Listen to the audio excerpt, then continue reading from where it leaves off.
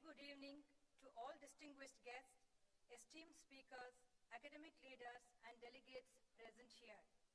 I am Ms. Priya Mahadevappa from Internal Quality Assurance Cell, Mahindra University, and it's my absolute honor to welcome you to Bharat Higher Education Summit 2025, a pioneering summit jointly organized by Mahindra University's Internal Quality Assurance Cell and Confederation of Indian Private Universities. It's our collective commitment that will shape the path toward India becoming a true Vishwaguru through transformative leadership in higher education. Let's begin this auspicious gathering with a profound Sanskrit shloka, Ajnana Timirandasya Jnananjana Chalakaya Chakshurunmilitam Ena Tasmai Shri Gurave Namaha. Respectful obeisance to our gurus who lead us from darkness to light and from ignorance to knowledge. As we begin this transformative journey of ideas and dialogue, we invoke the divine light of knowledge and wisdom. The lighting of the ceremonial lamp is a sacred tradition in Indian culture, symbolizing the dispelling of darkness and the awakening of inner enlightenment. In the spirit of Tamasoma Jyotirgamaya, from darkness to light, we now invite our distinguished dignitaries, Dr. H. Maduri, Professor T.G. Sitaram, Anil Sahasrabudhe, Dr. Rahul V. Karat, Professor Gopal Pathak, and Mr. Murali Bukkapatna, kindly come on the dais to light the lamp to mark the auspicious beginning of the Bharat Higher Education Summit 2025.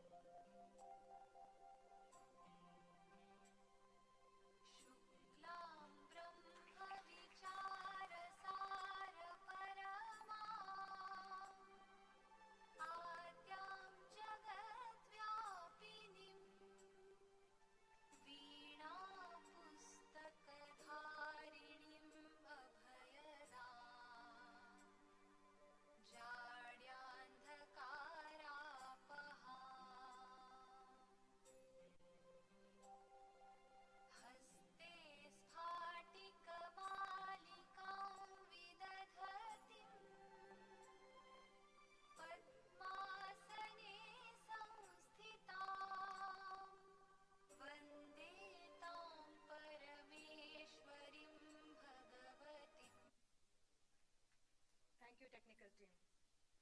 Before we move ahead, let's take a moment to experience the vision, vibrancy, and values of the host institution, Mahindra University, a place where innovation meets tradition and where future leaders are nurtured.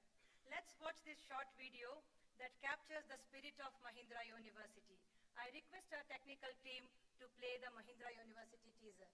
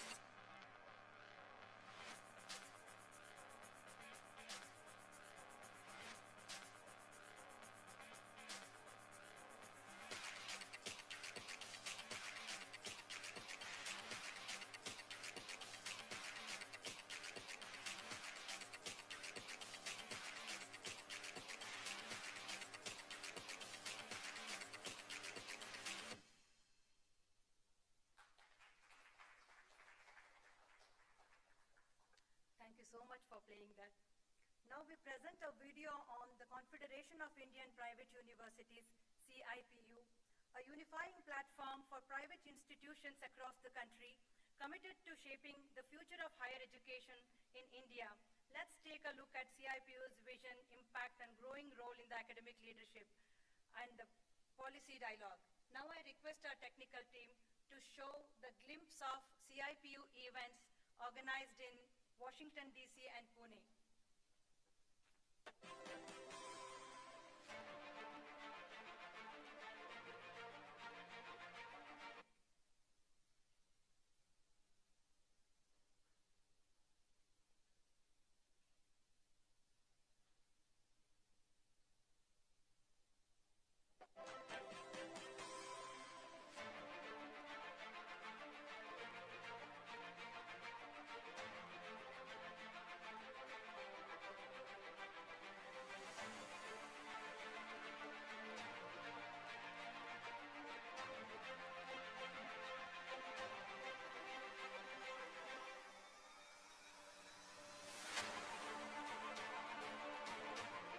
Develop a collaborative competition environment in this overall our ecosystem of the country and the world. And with that spirit, American leaders, American academia, and our academic leaders, they joining the hands together and forming one such independent group which will work at the national level tomorrow. We are all very pleased to be here, and if there's anything we can do to support your forward movement, this very ambitious goal of the private schools, but also some publics coming together in an organization and advance the quality and scale of education in India, we are at your service. So, in India, there are 4 yugas. So, this is Kali Yuga. Our Siddhar se Sange Sakti Yuga. In this age of Kali Yuga, Sange coming together.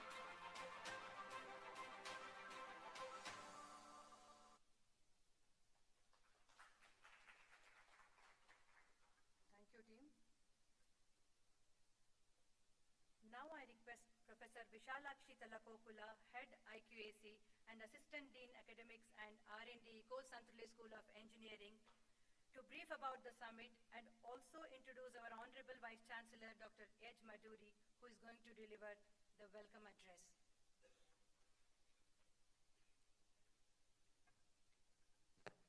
Thank you, Priya. A very good evening to all distinguished guests, esteemed speakers, academic leaders, delegates, and friends. It is with immense pride and deep gratitude that I stand before you today to welcome you to the Bharat Higher Education Summit 2025, here at the vibrant and intellectually charged campus of Mahindra University. I am Professor Vishalakshi Talakokula, Head of Internal Quality Assurance Cell, and it's my absolute honor to be a part of this transformative gathering. This summit, thoughtfully themed, Developing Next Generation Leaders in Higher Education, is not just a calendar event. It is a statement of intent, a platform for vision, and a launchpad for action. It represents a collective aspiration shared by institutions, educators, policymakers, and industry partners to reimagine the future of higher education in Bharat, transformative to the Vishwaguru. Organized by IQAC of Mahindra University in association with Confederation of Indian Private Universities, the Bharat Higher Education Summit is the first of its kind, bringing together luminaries from across the academic spectrum, spanning public, private sectors, and national institutions. Over the next 2 days, we will explore the most pressing themes of our times, from public-private partnership in research, digital age, academic leadership, and entrepreneurial mindset in academia, to innovation in institutional governance and policy. Each session is curated to spark dialogue, foster collaboration, and most importantly, to inspire leadership that is bold, inclusive, and future-ready. Our vision is rooted in the belief that the true strength of a nation lies in its education system, and not just in the infrastructure or access, but in the quality of mind it cultivates, the ethics it nurtures, and the leaders it produces. To that end, BHES, the Bharat Higher Education Summit 2025, is an effort to build a platform for strategic thought, impactful partnership, and long-term institutional transformation. I also take a moment to express sincere thanks to CIPU, because of which we are organizing this summit. As we step into these sessions, let us keep our minds open, our dialogue thoughtful, and our intentions grounded in the higher purpose of nation building through education. Let BHES 2025 be remembered, but for what it is set in motion. On behalf of the organizing team, I thank you once again for being a part of this summit and wish you an enriching and inspiring experience ahead. Let us lead, let us collaborate, let us educate for a brighter Bharat. Thank you.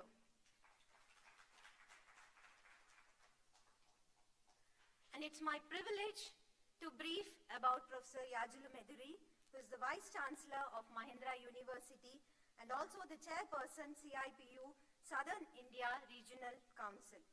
Dr. Meduri, our founding Vice Chancellor, brings a wealth of knowledge and innovation to his role, driving the university towards excellence and distinction. He holds a prestigious BTech Honours degree from IIT Kharagpur and completed his MS and PhD in Engineering Mechanics at the esteemed University of Wisconsin-Madison, USA. Dr. Meduri has an exciting career journey filled with leading and founding higher education institutions across India. With an academic journey spanning more than 3 decades, he is known for successfully establishing 3 universities, 2 state and 1 deemed, between the years 2001 and 2003. Before joining Mahindra University, Dr. Meduri was a founding Vice Chancellor of Bennett University at Greater Noida, UP. Dr. Meduri's passion lies in empowering students and equipping them with the skills they need to succeed. His leadership style is very unique, marked by his approachability and dynamic presence. He actively engages with students, faculty, and staff, making himself readily available for discussions and feedback. He fosters a collaborative and inclusive environment where everyone feels valued and heard. With this, I would like to invite Dr. Meduri to give the welcome address.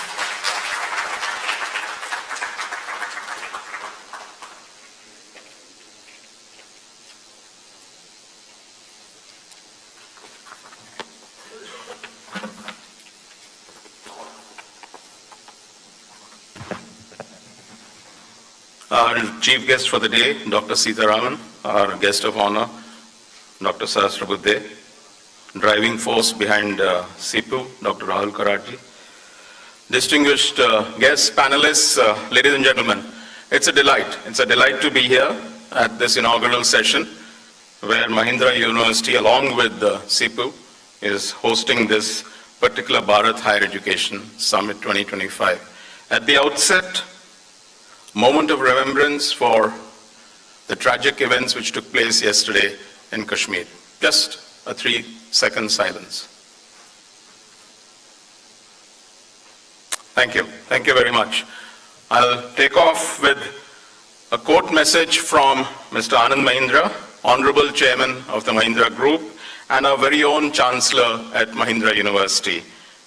He apologizes that he couldn't be here today in person, but he says, Bharat Higher Education Summit 2025 is a significant milestone in our collective journey towards shaping the future for our coming generations. Together, we must pave the way for India to continue thriving in the global knowledge economy and also lead the charge with our innovative and cutting-edge ideas. This summit has sparked vital discussions and strengthened partnerships across academia, industry leaders, and policymakers, underscoring its importance in our shared mission to transform India's higher education ecosystem. The way forward is clear. We must nurture curious minds to drive growth and foster global thinkers, trailblazers, and fearless leaders. Thank you. Ladies and gentlemen, with the theme of building next generation leaders in higher education, we will be examining today and tomorrow the evolving educational landscape, need for leadership that is visionary, inclusive, and transformative. Indian higher education, as all of you have realized, is at a pivotal crossroad, with a tsunami of inspiring ideas being thrown at us over the last couple of years. The NEP, the Indian Knowledge System, ABC, and so on, so on. We have to be alert to react to such changes and also work towards being counted amongst the finest in the world. Just like the Indian growth rate has changed to becoming the highest in the world, so does Indian higher education have to learn from best practices involved into being counted across the world. Mahindra University is a newly established university.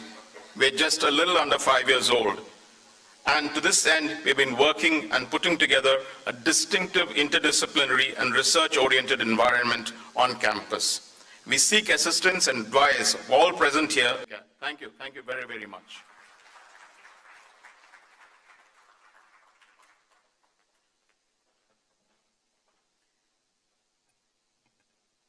Thank you very much, sir, for extending a warm welcome and also setting the tone. Thanks a lot. Up next, the Professor Gopal Pathak, Honorary President, CIPU and Director General, Sarla Birla University, Ranchi, for the theme address. Before that, I would like to invite Professor Vishalakshi to give a formal introduction about the speaker.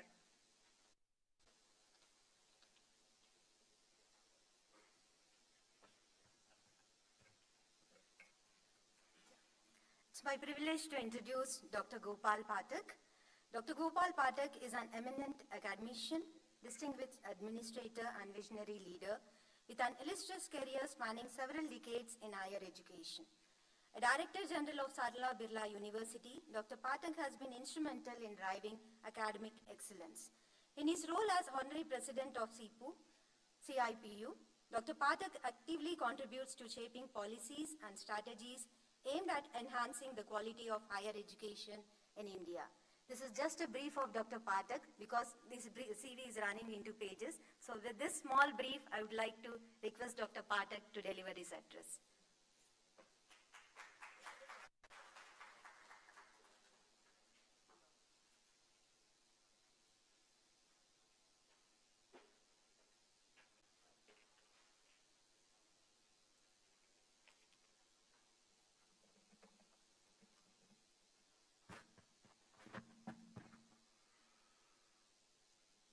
Very good evening to one and all. Honorable Chief Guest of this program, inaugural session of Higher Education Summit, Dr. T. Sitaram, Guest of Honor, Honorable Sri, Honorable Dr. Anichasta, the driving force, or should I say soul of CIPU, Mr. Rahul Karatji, all distinguished guests, eminent academicians, honorable vice chancellors across the country, and all others present over here, staff members, members from press and media, ladies and gentlemen. Once again, a very, very good evening to one and all, and greetings from CIPU, Confederation of Indian Private Universities. This summit, as all of us know, the theme is how to develop or how to nurture future leaders so that our academic world is safe in future also. As we are seeing, the academic world is going under a very transit kind of phase, changing when we see the fourth industrial revolution, fifth industrial revolution likely to come. So all the topics, many old topics have become obsolete now. So the future leaders, whomsoever we are nurturing, it's not that the task of any university is to impart knowledge to the students, but additionally, we have to nurture future leaders also. We have to see, analyzing the present scenario, not only of this country, worldwide, what is happening. As I told you, this fourth generation industrial revolution taught us many things, which is lacking in many universities even today.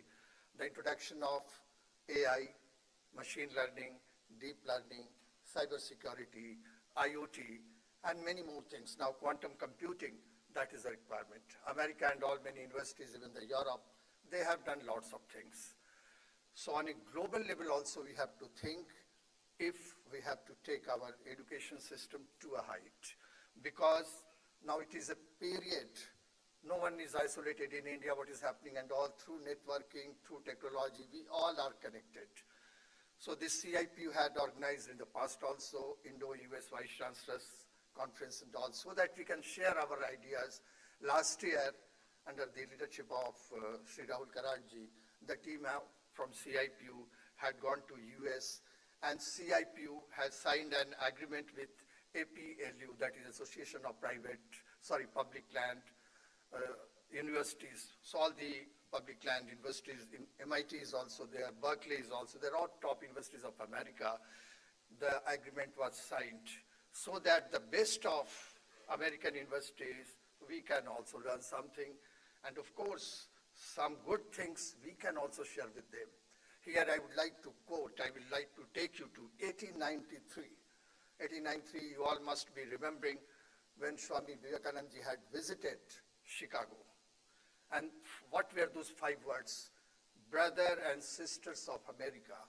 Those 5 words, the clapping went on for a number of minutes, because that Western world, they've never had this kind of connectivity. You are also a family member, brother and sister. So this Vasudhaiva Kutumbakam, that is our strength. From the bed till date, we accept everyone. We are there to serve the humanity. So the future leaders, not only they have to be competent in technological advancement, digitization and everything. Without that, they will not be able to survive. Imagine the next 10 years without quantum computing. I think we would be far behind while they have already progressed. So, but additionally, what is there in what our Vice Chancellor of Mahindra, Honorable Vice Chancellor of Mahindra University was talking about, Indian knowledge system. That strength we have got from our forefathers and sisters, and that we have to continue with. The combination of modernism and traditions we should not forget. We have many good things in Indian system that should come along with. NEP 2020. If you go through the draft, of course, we have to implement it very seriously and thoroughly. Honorable Prime Minister, under his guidance, this NEP 2020 was drafted. Of course, Dr. Kasturi Rangan was the chairman. And many academicians, researchers, they contributed their share and ideas, and finally the draft was ready. If you go through this NEP 2020, Implementation, of course, I confess, and I think everybody should agree, it is more than 5 years. By this time, it should have been implemented completely. But we should try hard to implement it as early as possible. Inclusion of this NEP 2020 and what is the strength of Europe or America, Western world, I should say, in Australia, including all developed nations, technological advancement. So we have to learn from them and our future leaders, that is the theme, how to prepare them. Future leaders, when I look at young faculties and all, they have to learn all these things. They have to prepare themselves for the next generation because they have to take care of the students. They would be the creator and molder of the next generation. So if they are not competent enough, how can they impart knowledge to the next generation? Technological advancement, character building, honesty and integrity, that is above all, above everything. I always consider, I have discussed with Mr. Rahulji many a times, if honesty and integrity is not there, everything is meaningless. Many a times we find many things, all kind of things all over the world it's going on. But as a teacher, as an academician, and as an academic leader, that honesty and integrity should be on top priority. So 3-4 points, because time is less, I would like to sum up. Technological competency with reference to time. 10 years back, in many Indian universities, AI was not even taught. It was not introduced in the syllabus. Same thing with machine learning or deep learning or IoT, it was not there. Cyber security now is a key thing. The cyber war is already there. So each and every member of the academia or researchers, they have to develop themselves in that direction so that they can fight with this kind of ill practices. And similarly, as I told you, character building. All the degrees, whether you are a doctor or you are an engineer, you are a manager, you are a top professional, top officer, if character is not good, if you are involved in corrupt practices, everything is finished. So we have to nurture our future leaders like that with all these ideas. The amalgamation of all these qualities will really make a future leader, and Confederation of Indian Private Universities is adamant to move in this direction and to have more discussions on this topic. I am grateful to all of you, the galaxy of academicians, all eminent persons across the country sitting over here, and this is the best forum. And I would like to congratulate CIPU and of course the Honorable Vice Chancellor and the entire team of Mahindra University. They have taken lots of pain, and the IQAC, in collaboration with IQAC, we could organize CIPU and IQAC, we could organize this summit. And I'm sure tomorrow in many sessions, all brainstorming sessions would be there, which we will be getting so many inputs from the eminent academicians sitting over here. Research area, definitely we have to be very, very strong. This one point I'm just giving focus on, to be the future leader in academia. And research, we have to learn from them. APLU, this agreement is not only an agreement. We have to act fast on that line. We have to have collaboration with foreign universities, good foreign universities. Collaborative research project we can go for. We also have, on behalf of Sarla Birla University, signed many agreements for collaborative research project. And we should learn from them. In Vedas is it written, windows should be kept open. Wherever, which direction the good ideas are becoming, we should be ready to accept it. With these words, I am sincerely grateful to the organizers, CIPU officials, and of course, Mahindra University officials, Honorable Vice Chancellor, Honorable Anand Mahindra, the Chancellor of this university. On behalf of CIPU, I am grateful to each one of you. Thank you so much.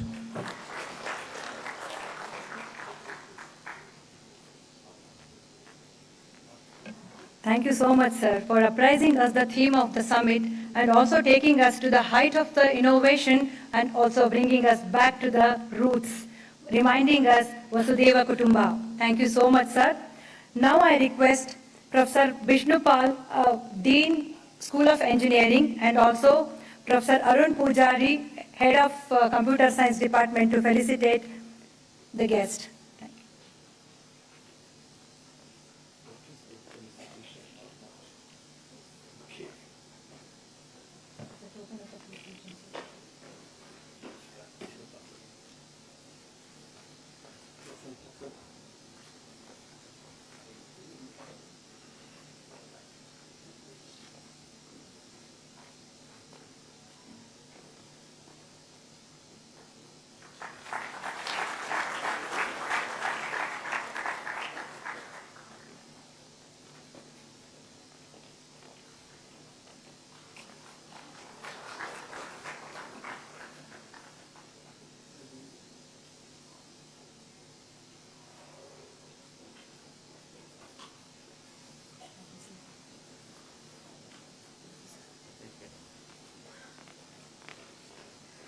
Thank you so much, sirs, for felicitating our guest.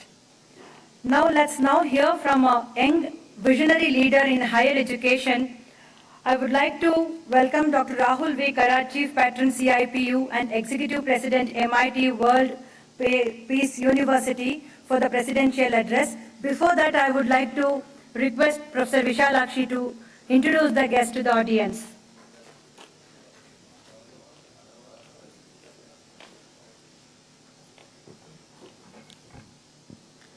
Dr. Rahul V. Karat is a Managing Trustee and Executive President of MAEERS MIT Group of Institutions, which encompasses over 70 institutions and serves more than 60,000 students.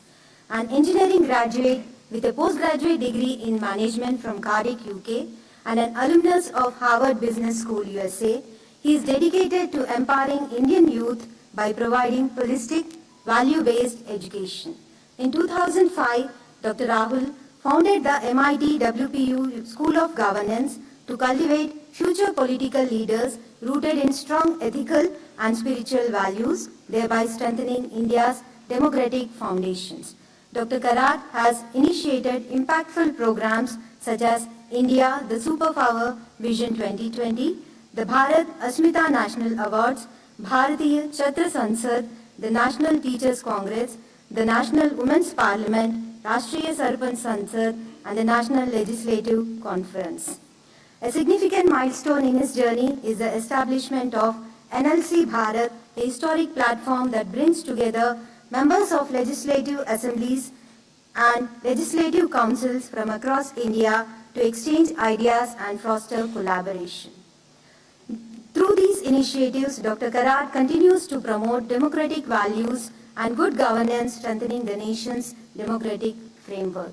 With these words, I would request Dr. Karat to give his welcome address.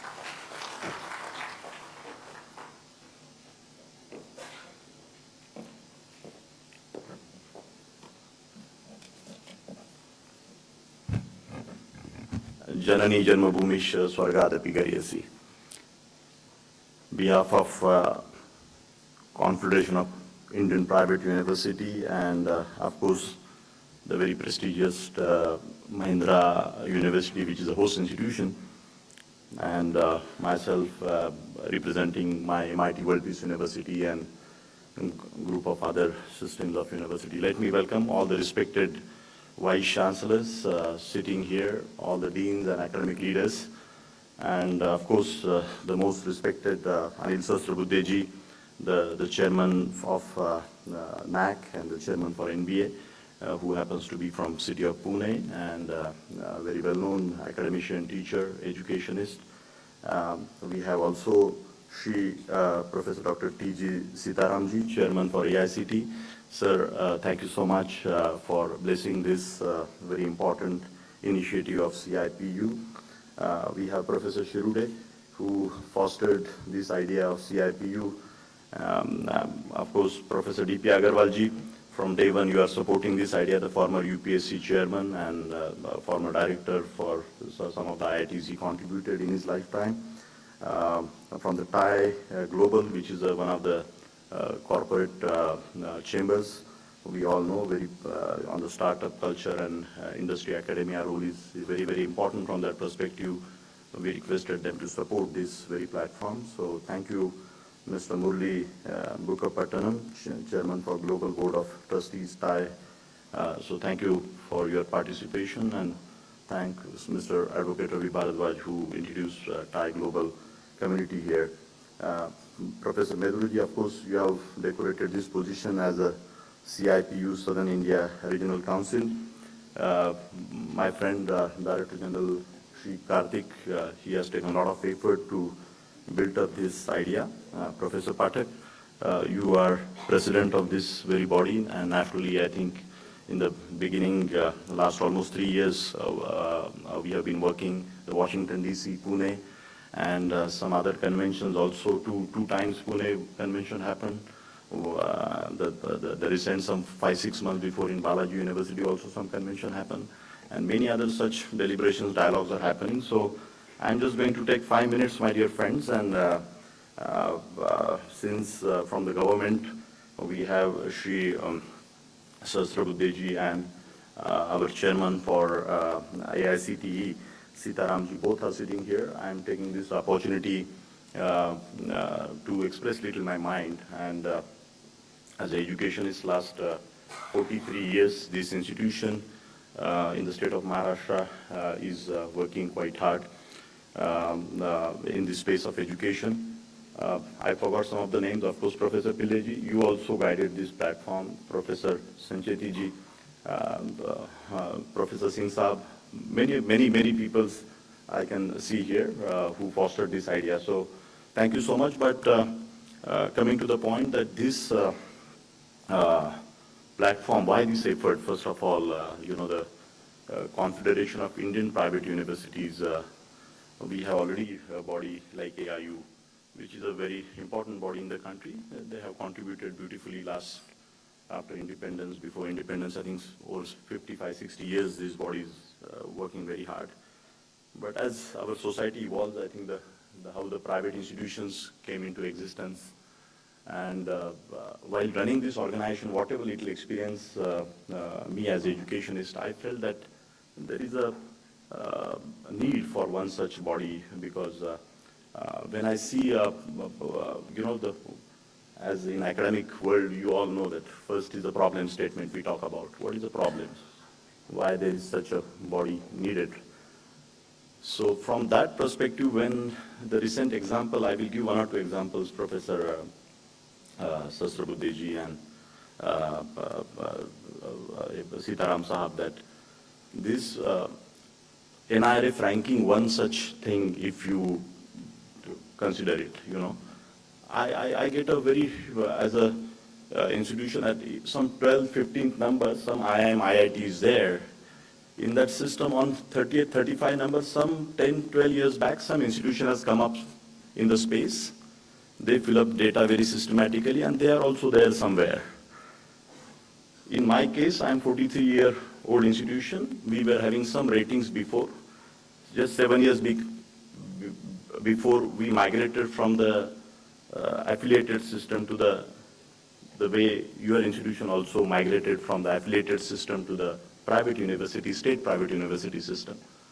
So, and I feel sometimes that, there is a state universities, there are state government universities, central universities, IIMs, IITs, and state private universities and deemed universities. I think country is so huge, and whenever I see some developed nations worldwide also and their evolution, I think particularly we all are fascinated with America, and I also always look at it carrying our own original thought process, keeping alive, and all the time I remind myself that we are Bharatiya, we are Indian. But let us learn, and it is a continuous process as a human being that we learn from somebody who has done something before in this very journey of evolution of human mind. So can we have a separate, some ranking system for private institutions, or do we copy everything from America? America also has some public grant institutions, some such forums. Other places also, if you see in Europe also, there are a number of such bodies, they are working very hard. And in the democratic system, I feel the first and the foremost thing is the co-creation, people coming together. And I always believe that we have to have our own admission process, the fee structure, we have to raise the funds. When I compare myself with IITs and IIM, the government funding, the way they get government funding, they get the support, they are the fully aided institutions from the government system. And the private system, they have their own system of working. Like today, I'm sure this event happening all the time, Professor Meduri has this in mind, my institution need to be promoted, communicated to the society, the message, and that should be the competitive spirit. And my feeling is, how do we develop a collaborative, competitive environment in this private system? And in Maharashtra also, and in some other parts of the states also, I have seen even the private players also, very silently they work separately. We maybe, the prosperous nation and the developing economy, we have our own psychology, and eventually after 10, 20 years, I think we will evolve like that. That is my firm belief. But right now, everybody is working in silos. I'm very happy to share with all of you here that we have established one program called National Academic Immersion Program, where all our 8,000 students of 1 year of one of the universities, we send them to different institutions across the country. And there is a 20 days program, and I believe that through this ecosystem, yesterday, just now, Professor Meduriji was telling me, Rahul, your students were here at our campus.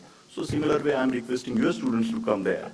So some such collaborations, learning from each other with an open mind, I think it has to happen. And from that perspective, I think we all have to think that this particular, the system, how it can evolve. I also get one question, I'm opening up an engineering new college, Sasrabudeji in Mumbai.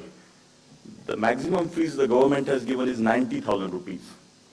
I have a question to all the respected members in city of Hyderabad or in Pune also. For a CBSE or SSC English medium school also, the fees is 80,000, 1 lakh, 1.5 average fees for an average school. I'm not talking about a premium school.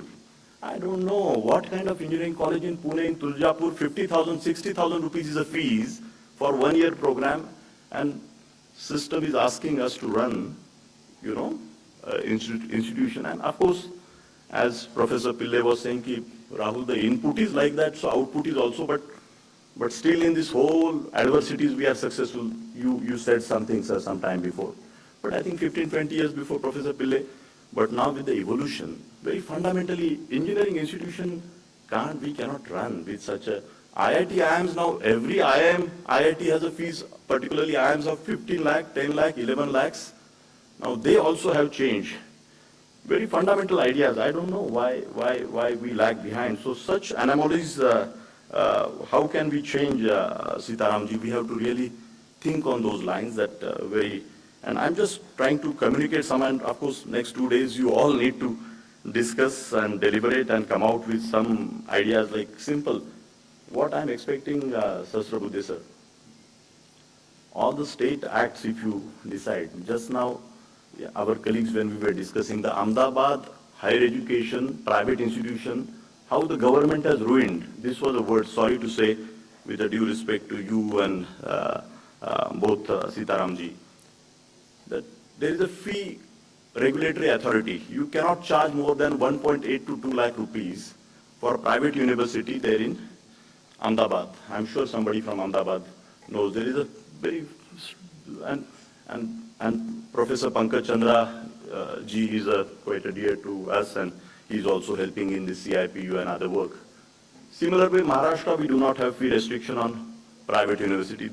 So all the state act, I don't know, as a concurrent subject education, central bodies, sir, very innocently, sir, I'm asking you this. I think you may be having your own challenges. From this side, we people feel Sitaram ji ki ho sakta hai, but aapke bhi kuch challenges ho sakte hai. All the state of the country, if the laws of the state act, if those can be studied, simple.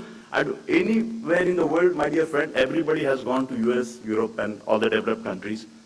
विद्यापीठ बोलने के बाद कहीं medical education और agriculture अलग होता है क्या, मुझे नहीं समझ में आता. पिछले 5 साल से मैं झगड़ रहा हूँ महाराष्ट्र में, हमें मेडिकल कॉलेज शुरू करने दो, हमें स्टेट यूनिवर्सिटी के अंदर मेडिकल कॉलेज लाने दो नेताजी, हमें एग्रीकल्चर का एक प्रोग्राम शुरू करना है.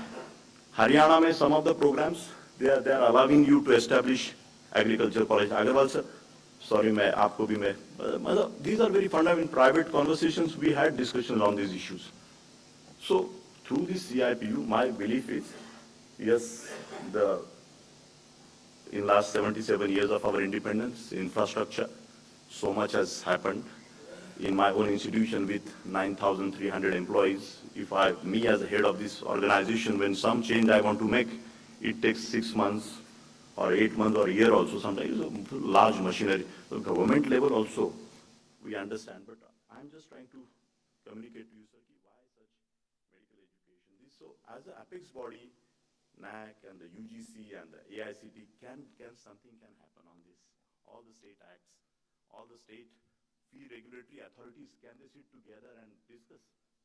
कि जोक है क्या, मतलब ऐसे बीकॉम का कौन सा प्रोग्राम, मतलब प्राइवेट इंस्टीट्यूशन एक तरफ आपने ऑटोनॉमी भी दे दिया है, आप यूनिवर्सिटी चलाओ भाई, you run the university, they have given autonomy also, and they have said, you know, this is the fee structure. Yesterday only the news has come in Maharashtra, now the regulation will surely come in state of Maharashtra for the fees regulatory. After 7th year, and they are going to curb it. Some discussions are happening. Maybe they have their own challenges, political statement, because social pressures are there, social groups are there. Our social engineering of our country is so much, I think, such a, I mean, interwoven with so many things. So I think we have to think on those ideas. And so I think these are the certain points, and that's how I feel that how and what way this CIPU can play a role. I talked about the, you know, the collaborative competition, the international, all the universities, guys, you all know that Europe, America, the whole institutions, they go together. Can these all 500 state universities of the country work together and they, okay, come on, let us go to Europe. Everybody knows naphtha में गए, हम सब गए हैं, लेकिन somewhere मुझे लगता है कि हम सबने मन की उदारता दिखा के, सबने इकट्ठा आके ऐसे कुछ एफर्ट यूरोप में पूरे भारत का सेल होना चाहिए. इसलिए मुझे AIU का तो काम बहुत अच्छा है, उन्होंने अभी तक ये सब कुछ किया है. और कुछ मतलब AIU के भी लोगों को सर हम वाशिंगटन DC लेके गए थे, और वहाँ पे भी कुछ चर्चाएं होके उनके भी इंटरनेशनल कोलैबोरेशंस, हमने उनके साथ भी कुछ इंटरनेशनल लोग जोड़ने के लिए हमने भी थोड़ा सा कंट्रीब्यूट किया, और हम साथ में मिलके AIU को भी मैंने बोला इसमें हम साथ में मिलके काम करेंगे. तो वो भी एक भावना है. एंड मेरी रिक्वेस्ट है Sitaram sir and professor Sahasrabuddhe ji की इस बॉडी को भी आप रिकग्नाइज करें कि भाई ये इस पूरे सिस्टम में जो लोगों ने इसके ऊपर विश्वास यहाँ पे किया है. एंड कुछ ऐसे like for in the farming sector, the way there is some cap is there कि okay इतना minimum price आपको देना है गेहूं के लिए, जवार के लिए. In a similar way, for certain programs, some fee structure at the national level, and education as a concurrent and the center as a power, and if something can happen, so I think so much can evolve through this. And placement, internships, research, all these areas. I think the lab sharing, Professor Meduri, I don't know, we have also wonderful labs. Some of our 100 students, 50 students, can they come here? We have also wonderful hostel for 7,000-8,000 students. Your students can come, our students can go there. Likewise, environment has to happen. You know, Maharashtra में भी मैं सबको बोलता हूँ, अपना अपना आराम से छोटा छोटा काम करके AICT से आएंगे, इनको ये नहीं बताएंगे, इनको ये नहीं पता नहीं, because and the Western world is very clever. They have their, because they know that India has such a huge population, demographic dividend. 4 crore students are taking education, higher education they want to. It's a big market. We all know that in India, education is not business for us, but definitely we all will agree that business principle is needed for this. Without that, the viability and overall transformation cannot happen. So from that perspective, I think this great, I think government, the national education policy, how much we should really applaud to the government. Sahasrabudhe ji, during this COVID pandemic also, Sitaram ji, कितना government ने काम किया national education policy, मतलब government की जितनी तारीफ की जाए उतना कम है. मुझे लगता है कि पिछले नेशनल एजुकेशन पॉलिसी का विषय पेंडिंग था, तो let us clap for the government also for their effort. I request all the members. And lastly बस एक ही मैं आपको विनती करूंगा कि गवर्नमेंट इंस्टीट्यूशंस को भी सर दरवाजे खुलने के लिए, मतलब all the time Sahasrabuddhe sir, we look up to getting some associations, some type with the Western brands, in particularly US, Europe, and some other developed countries like Australia. IITs, IIMs, such a great institutions. Those alumni, those academia, I see they are contributing so well, and they are well acclaimed by those institutions there in Europe and America. IIT, IIM, IIT. I don't know, but somewhere, why they are a little averse with private players like us?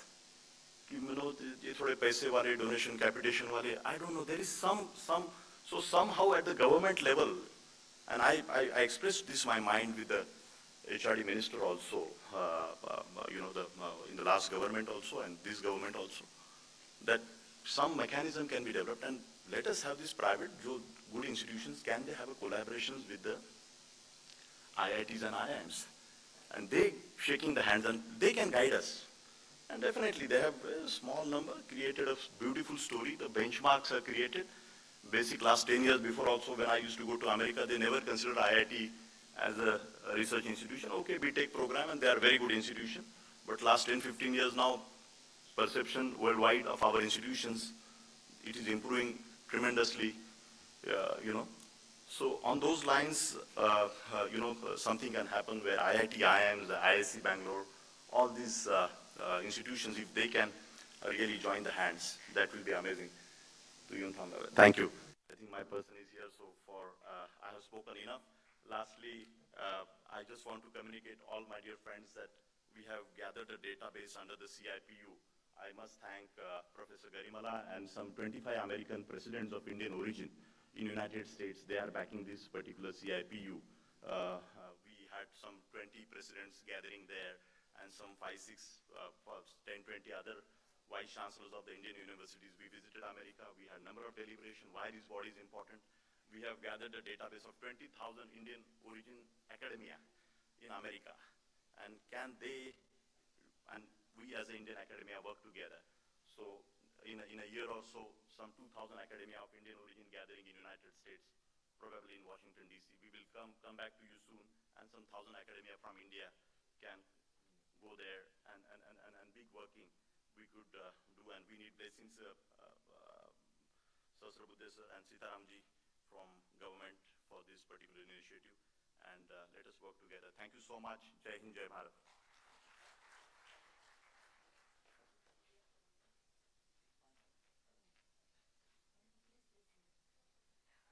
Thank you so much, sir, for taking us that how an idea became a platform today, where we all are discussing about bringing a transformation. Thank you so much for your presidential address. Now I request Professor Arya Kumar Bhattacharya, our Dean R&D, and also Professor Rajendra Chauhan, Dean of Center for Life Sciences, to felicitate the guest.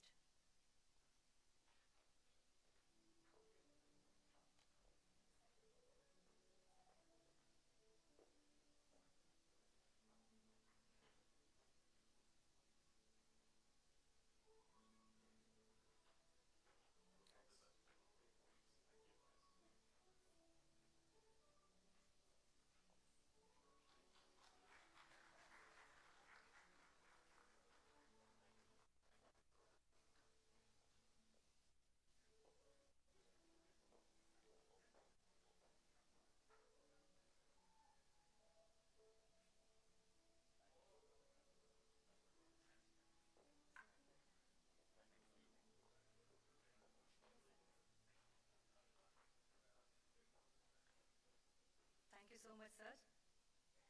Now I would like to request Professor Vishalakshi to welcome a respected entrepreneur and a change maker, Mr. Murali Bukkapatnam, Chairman Global Board of Trustees TIE and CEO Oxy Technologies, to address our audience. I request Professor Vishalakshi to give a introduction to the guest.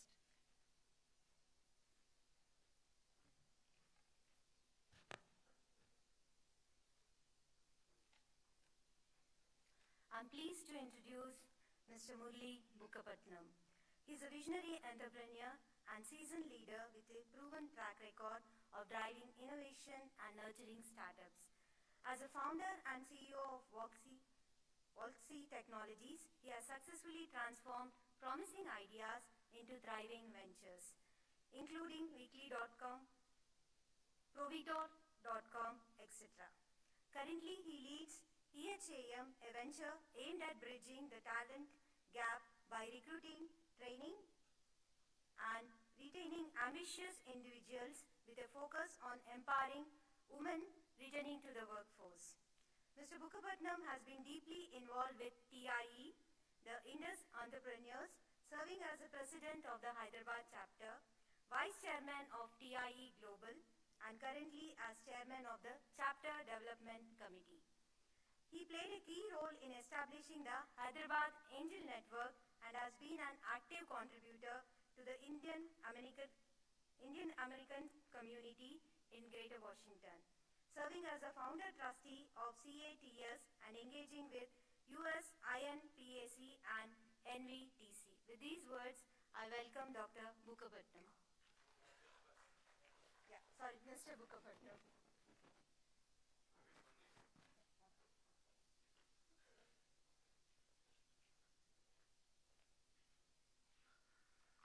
Good evening, everyone. Ms. Priya, thank you for your kind words. But I think I do need to tell my team to update that a little bit. I'm currently serving as the chairman for the Thai Global Board of Trustees. It's with immense pride I say that I'm the first one from the south of India and the first Telugu person to hold that post in the 33 years history of our eminent organization. So, and I say that with a lot of pride. And thank you, Professor Visalakshi.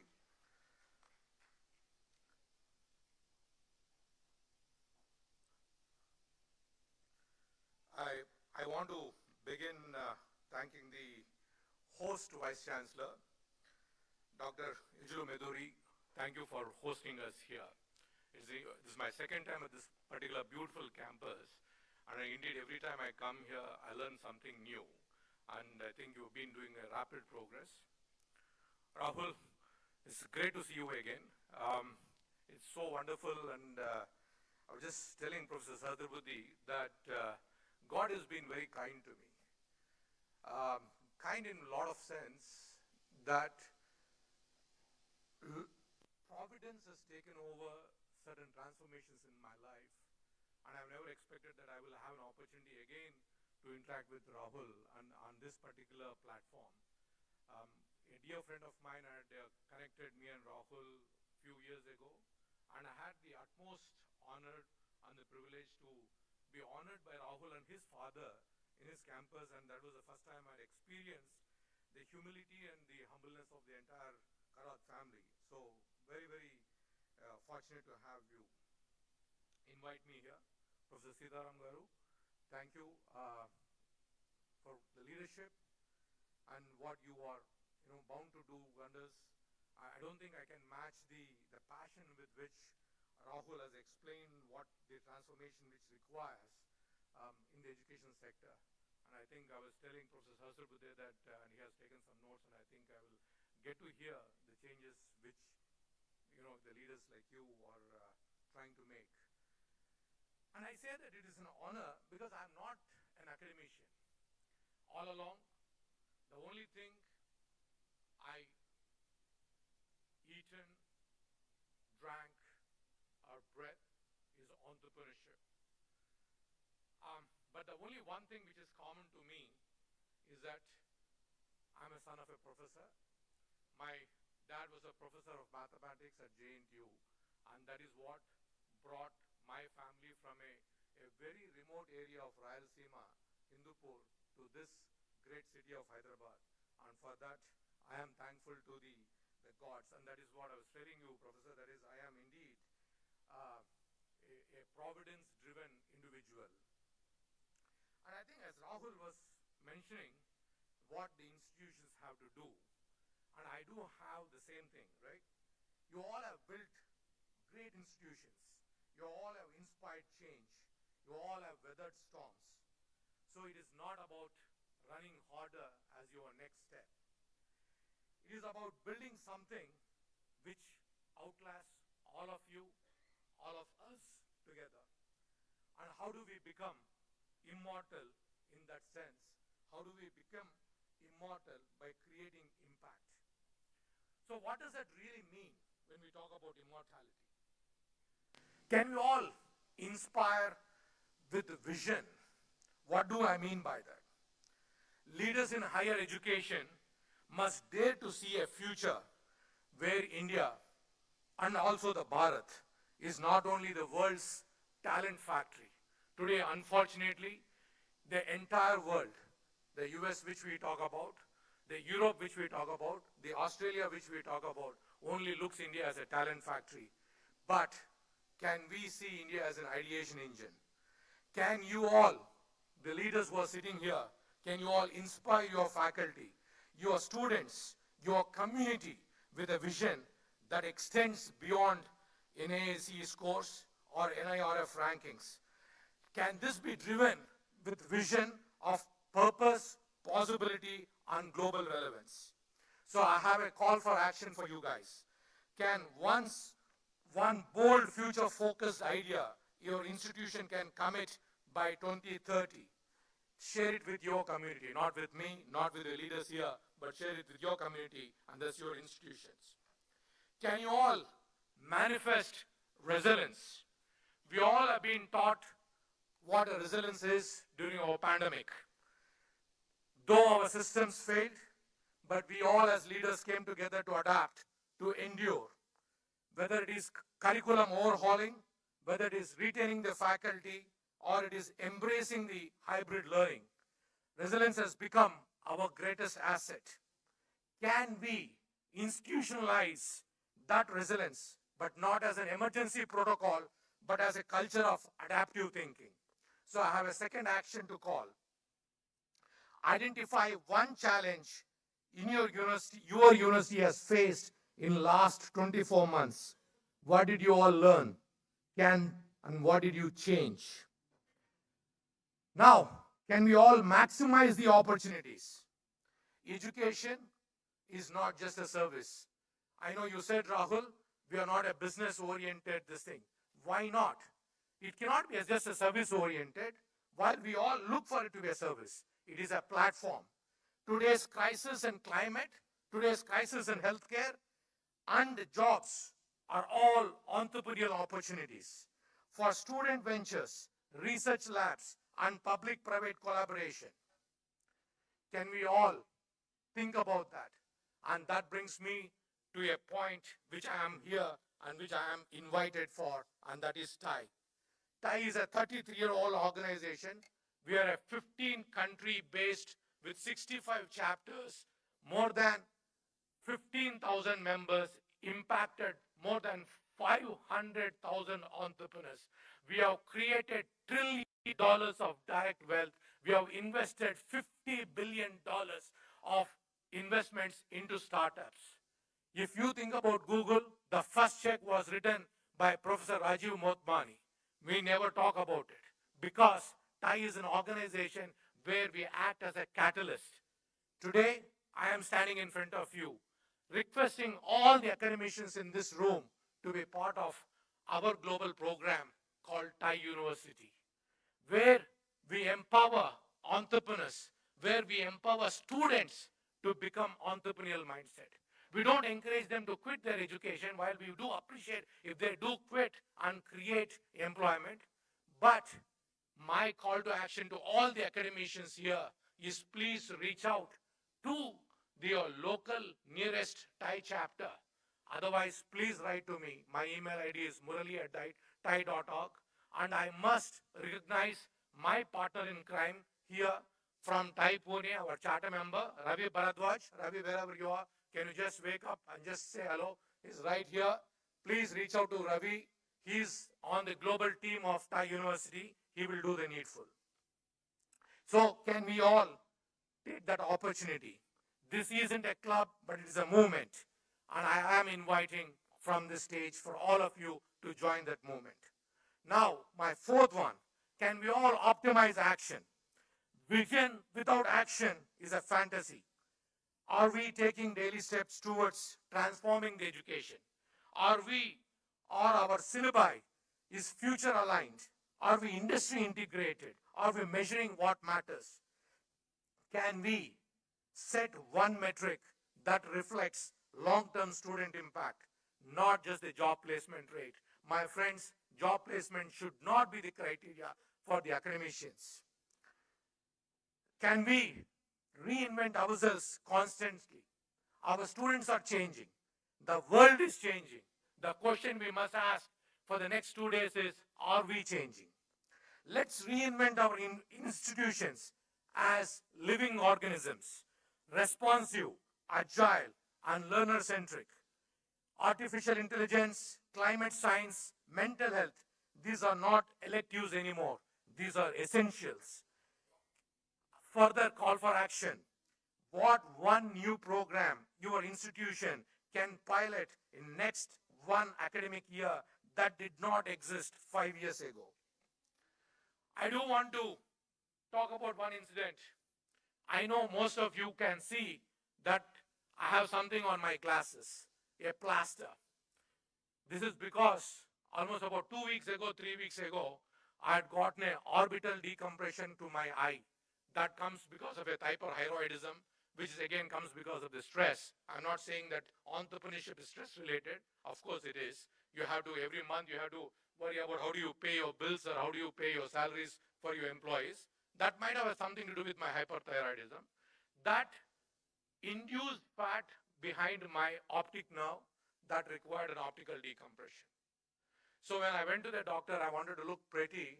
The doctor was prescribing me until I settle down. It takes about 3 or 4 months. The answer was something called as a prism glasses. And the prism glasses would have costed me about 20,000 rupees for a usage of 30 or 45 days. But at the same time, I'll take about 3 minutes. She gave me 2 minutes, I asked for 1 minute extra. So then the doctor, one of the doctor who heads the innovation at LV Prasad, one of the premier eye hospitals in the country, happens to be in my Hyderabad, Mana Hyderabad. So proud of them. The doctor said, Murli, you can attach an opaque tape which costs you less than a rupee, for the entire thing. So that is what I have done. So I have not gone for the beauty, but I have gone for the usability. So can we reinvent ourselves constantly? And that is my further call of action for all the academicians here. Now, transformative culture. Beyond infrastructure, it is a culture that defines greatness. Are we celebrating innovation? Can we encourage curiosity? Can we support failure as a learning path? A truly transformative culture nurtures not only scholars, but social architects. Host a cross-disciplinary student innovation day where ideas are and not grades are rewarded. Aspire beyond the now. My friends, legacy is not built on routine. It is built on aspiration. Can our institutions be the next Stanford, MITs, or Harvard? Why not? If we inspire for global relevance, as you mentioned, Rahul, we must set standards that don't just reflect the past, they shape the future. Can we all come together in the next 2 days, draft a 10-year institutional vision? Is it exciting enough to attract your own children as the students of your own institution? I see several young academicians in this hall. Can you all reflect? Can you want to send your own children to the institutions where you are teaching? Can we all lead with legacy? I'm coming to last 1 minute of my speech. The question is not, how will you be ranked this year? The real question is, will the students you graduate be the kind of leader world needs 20 years from now? Can we all build policies, programs, and partnerships that your successors thank you for? That is, my friend, legacy. Can we all take up one initiative which you can launch this year that your institution will still be proud in 2050, not 2030, but in 2050.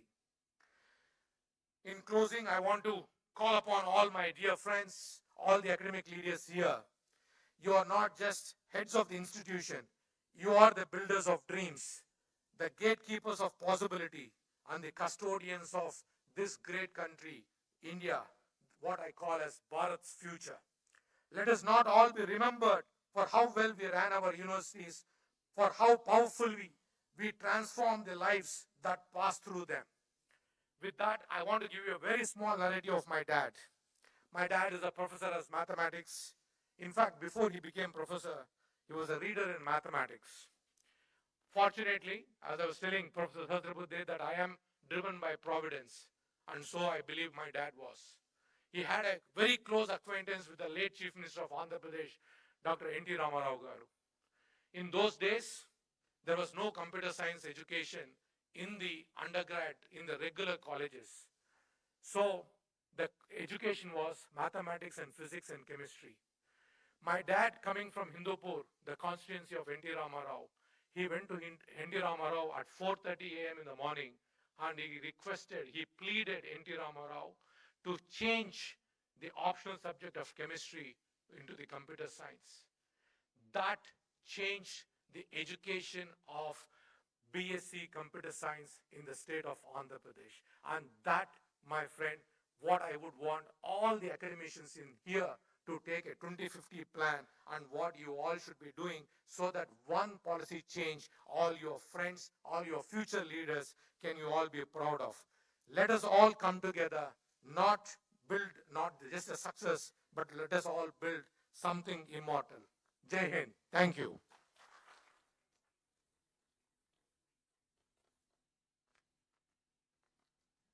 Thank you so much, sir. Your speech was full of energy and also full of calling for actions. Thanks for the energetic speech. Now I would like to request Professor B.K. Chakravarti, Dean of School of Design, and also Professor Thiru, Dean of School of Hospitality, to felicitate the guest.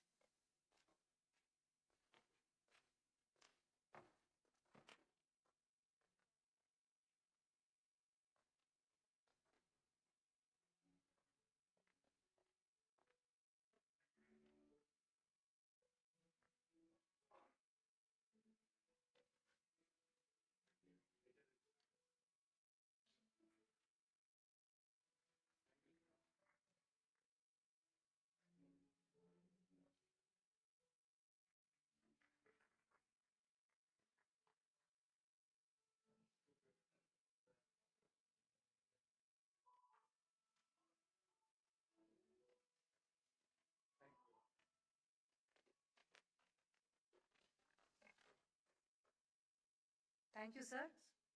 Due to some unforeseen situation, Professor Suresh Garimella, Chairperson Global Advisory Council, CIPU, and President University of Arizona, USA, is not able to grace this occasion in person. However, he has sent his best wishes from thousands of miles. Let's see his message.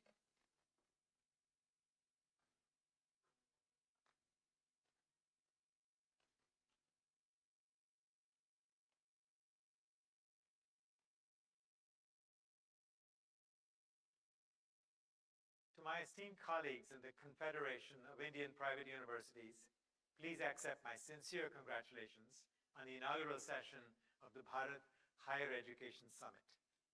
I hope the summit will be rich with engaging dialogue and new ideas, where academic leaders work together to shape the future of higher education in India.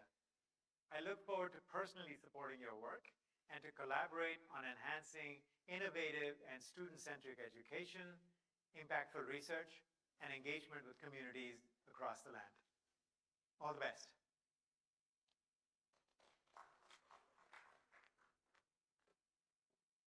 Thank you so much, sir, for your best wishes. It matters a lot. Now I would like to request Professor Vishalakshi to introduce our guest of honor, Professor Dr. Anil Sahasrabudhe, Chairman Executive Committee NAC and Chairman NBA, for the keynote address.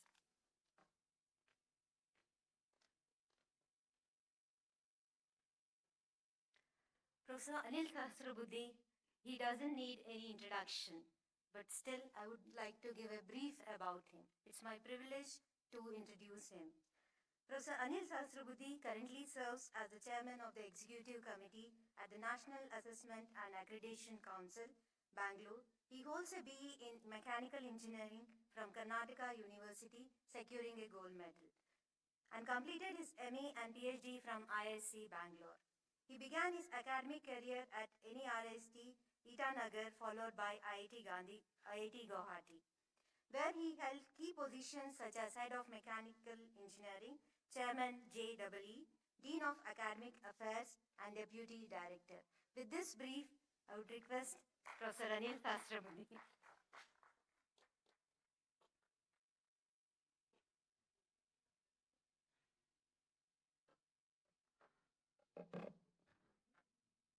Sabiko Namaskar. Very good evening to all of you.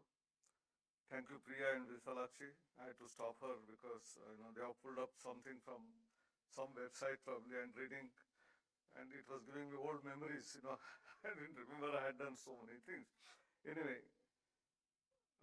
This Bharat Higher Education Summit by two organizations, the Mahindra University, which is where we are today sitting here and listening to people, and also CIPU, which is an association of private universities. They have brought out a very important topic about how future leadership has to be shaped, how we have to move forward. Very important part for our country, especially when Prime Minister is talking about taking India to Viksit Bharat by 2047. It has great relevance. Well, before me, Dr. Yajulu Meduri spoke, followed by Dr. Gopal Pathak. Dr. Rahul Karad raised some issues. Some of them I would like to reply when I am speaking here. Then very spirited Mr. Murli and Dr. Suresh Garimala, very short, but we had association in IIT Guwahati. We had an international conference on heat and mass transfer. He had come all the way from there, and then he was also the editor of that series of articles which were published in that. So we had a very early discussion with him. We have in the audience, of course, Dr. D.P. Agarwal, Dr. Pillai, Dr. Shirode, Sandeep Sancheti, and many others. I don't want to mention all of them. Rajita Kulkarni, Dr. Srivastav, and so on, so forth, so many vice chancellors. And this summit on building next generation leaders is very important. Now, first of all, what is this role of leadership? In my opinion, leadership are those who actually practice and then ask others to follow. So unless you do that, no one will listen to you. And that is true in case of classroom, teachers, teaching, wherever you do. If we are not following what you are preaching, no one will listen to you. And that is the first principle. Therefore, many characteristic features which we want to build on our students from a variety of aspects. Dr. Murli rightly said that it's not just the employment which is important, but we are creating future citizens. And so honesty, integrity, capacity building, innovation, research attitude, empathy, these are very important things which we should build when students are still in the college and university. In fact, it should all start from family at home, then in the school, then in the university and colleges. And for that, one of the finest programs which we derived for about last 5-6 years was about Universal Human Values Program. The first 3 weeks when students come into the college or university, freshman year, there are no classes. They must go through what is known as Universal Human Values Program. Right from getting up early in the morning at 5 o'clock, 6 o'clock, going to the playground, exercise, games, discussions, not computer games, but the real games, and then visiting to the nearby places of both historical importance, geographical importance, also to some of the industries, have sessions on healthcare, yoga, meditation, all of that as 9 modules will take the student to a different level when they come into the institution and get adjusted with the institution. That is the first part of that. So if we do that, I think that is the part where leadership has to play in terms of supporting faculty to conduct that. Many of you may have many other issues, but I will come to one by one some of those issues. Not all of them, because I don't know how much time is allotted. Otherwise, a slip will come and say that now your time is over. So I would like to cover as much as possible through that. Dr. Rahul, you raised some relevant issues. So for your information, way back in 2020 itself, we had set up a committee for setting up what is the minimum fee and what is the maximum fee, lower and upper limits for the fee. Headed by Dr. Justice Sri Krishna, who was a justice in the Supreme Court. He had earlier also done the same task, so we called him in. He was initially not interested because he said whatever we do is not getting implemented, so what is the use? So I had to rope him in, and then he did excellent work, and based on that, all the state regulatory committee chair were also invited, private universities were invited who are the affected party, and also state secretaries were involved. All their opinions were taken into account. Calculations were done on an Excel sheet as to maintain a minimum faculty-student ratio of 1:20, which AICT is advocating, and at the same time having minimum infrastructure in terms of equipment. What is that minimum which should be there? We are aware, we knew that some of the states were asking the private as well as government colleges to charge fee as low as 30,000 rupees. Somewhere here, so I don't want to mention the names of the states. And then still maintain high quality. Where does quality come from? So this issue was addressed, and that minimum maximum was, that report was submitted to the ministry. It was sent to all the state secretaries. But as usual, many of the laws which are enacted, some of the states will immediately say we don't accept it. Education being in the concurrent list, the government has no force to act upon some of the things. Some of the states, even the national education policy, they oppose. And then they will say, we will have our own state education policy, and some other committee is constituted. If you look at the final report of that committee, there is much not difference between what is NEP and the state education policy. Because what is done in education policy has included almost every aspect of it.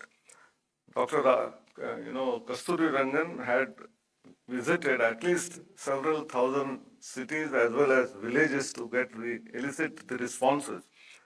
And all the features, whether it is multidisciplinary education, education in mother tongue, support for innovation and research, industry interaction, I think which state or which institute can oppose these kind of features? But still they will say we will not accept it. So forget about that. So the same case happened in the case of fee regulatory committee.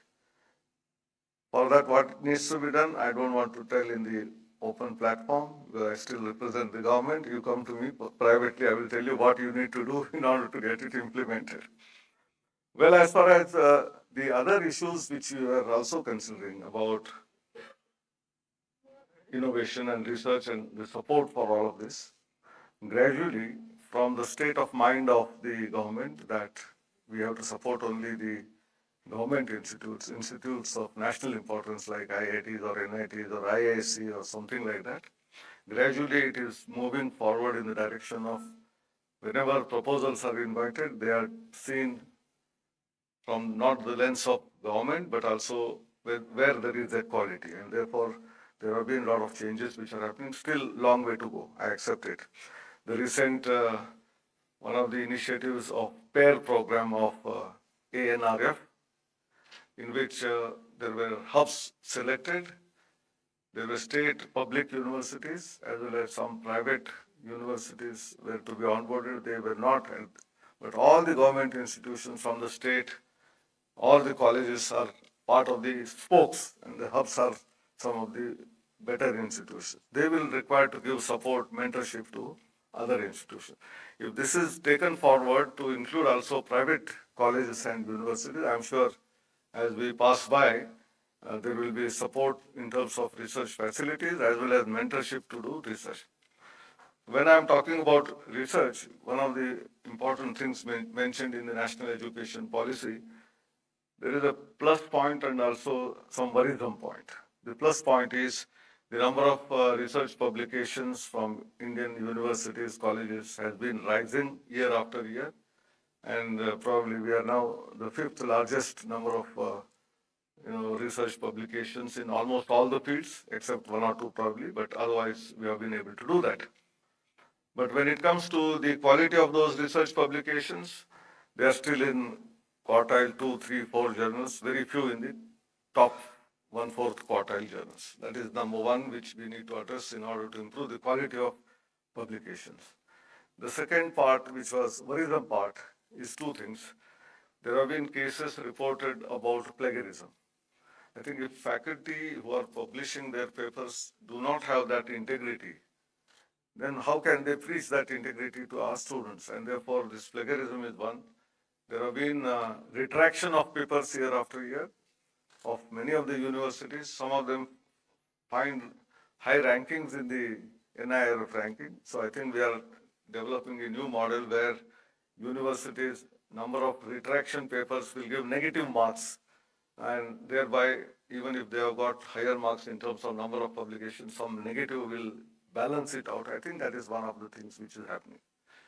We also talked about variety of regulatory bodies and the trouble which most of the universities and colleges face. I'm leading with only two examples. There is AICT, there is UGC, there is NCT, there is the Pharmacy Council of India, Council of Architecture. So if a university is running all such programs, I'm not talking about medical and law, which unfortunately is still left out from national education policy to be regulated by single body.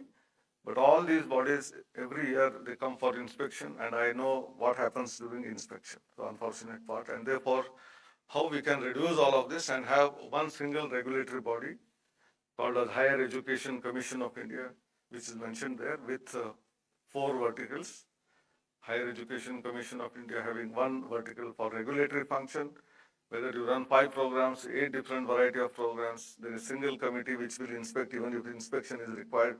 Most probably the inspection itself should be virtual, online rather than physical connect between the institute and the people who go as experts, avoiding corruption and many other things which happen. This is number one side.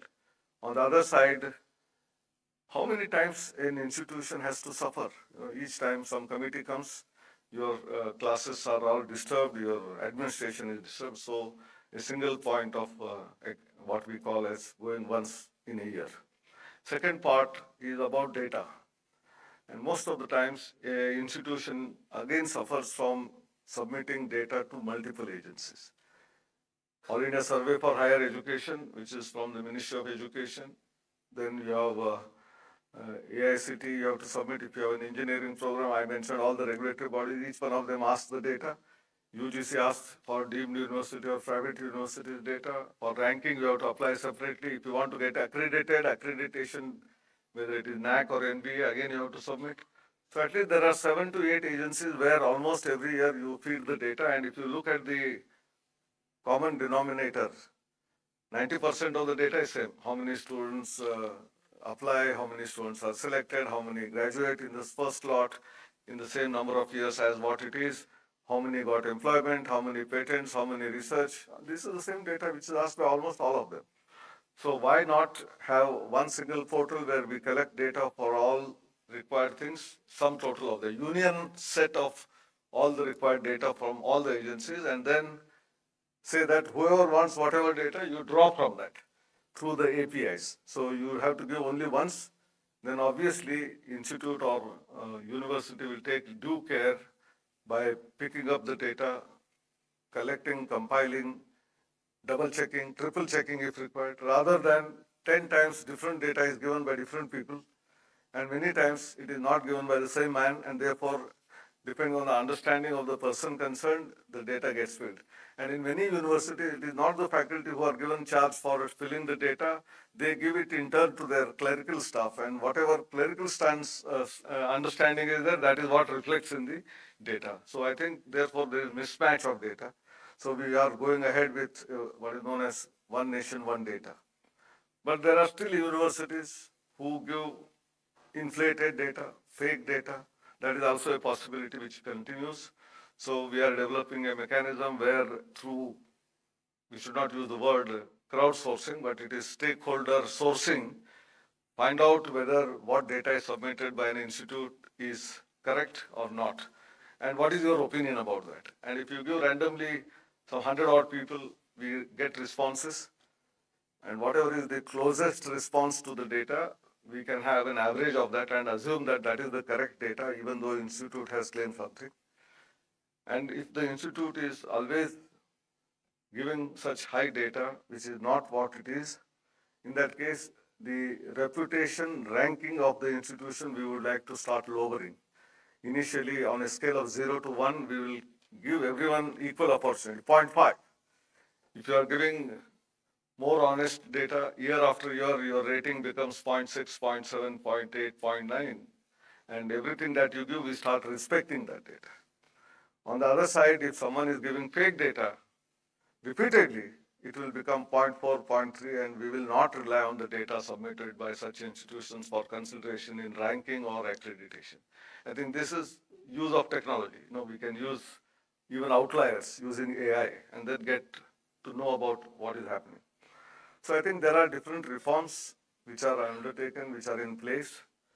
We all are aware of the unique APAR ID for all the students which we have started giving right from school to higher education, including those who are beyond education, because in the industry you require skilling, upskilling, reskilling if you want to continue to be in job.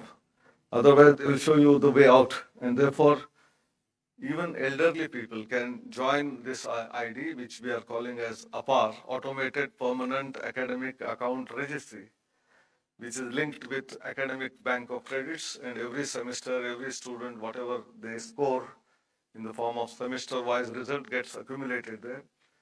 And also beyond curriculum, whatever you are learning, maybe it's Microsoft certification, or maybe from a startup you have done some course, or you have gone for an internship in an NGO, or you have participated in competitions like BHES or circuit design competitions and earned, or we know about Robocon, which was held in MIT for a long, long time. So all those winners or participants should get credit because they would have spent a lot of time. I have seen for BHES and Robocon, students used to spend at least 6 months' time, rigorous work, and they learn many things through peer-to-peer learning. And why don't you value that as some, say, 5 credits and give some grade and then deposit it into the academic bank of credits?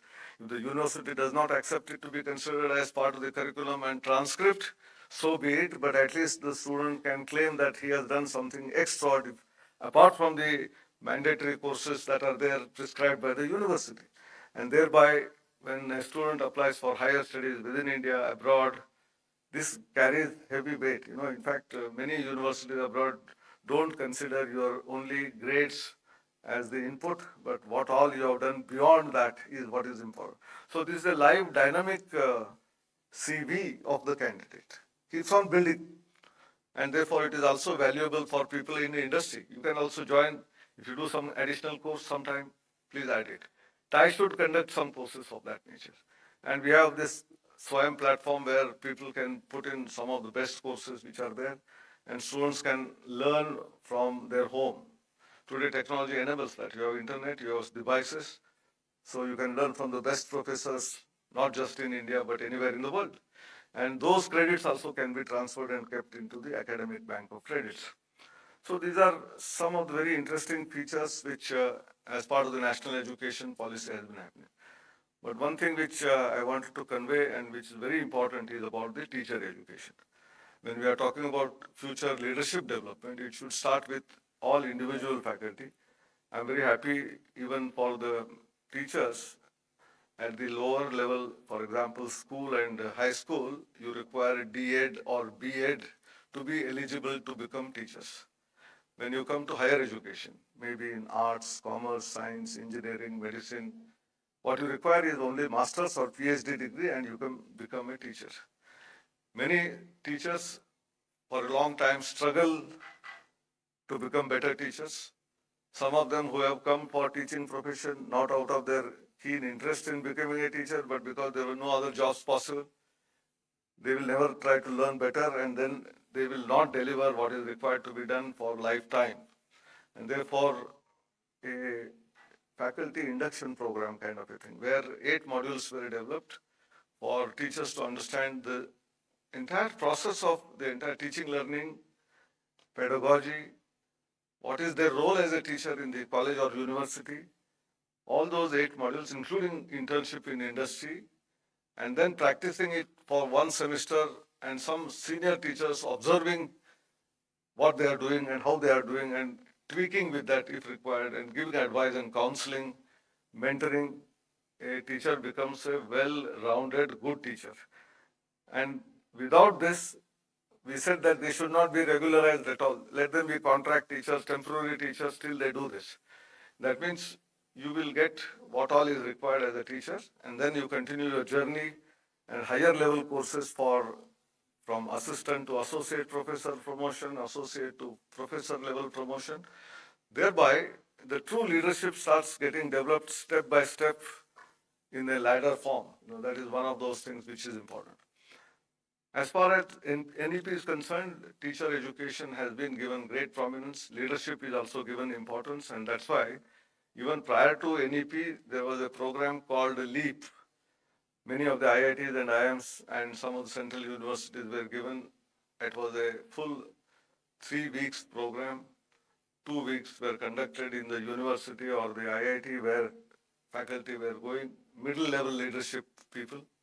And then 1 week abroad in a university or a place where this particular institute has some kind of a collaboration. Maybe then it is MIT, maybe NUS, NTU, or any Australian university. Wherever you have a collaboration, you take all these 40, 50 faculty there and showcase what is the good practice, the best practice out of that. I think that program is also slowly transformed in a different way. Today, IIT Jammu is conducting some similar programs for faculty leadership development. But as far as the teacher training is concerned, we had 2 types of systems earlier in place. Madan Mohan Malviya Teacher Training and Research Centers, MMTTRCs, and then HRDCs, Human Resource Development Centers in some of the universities.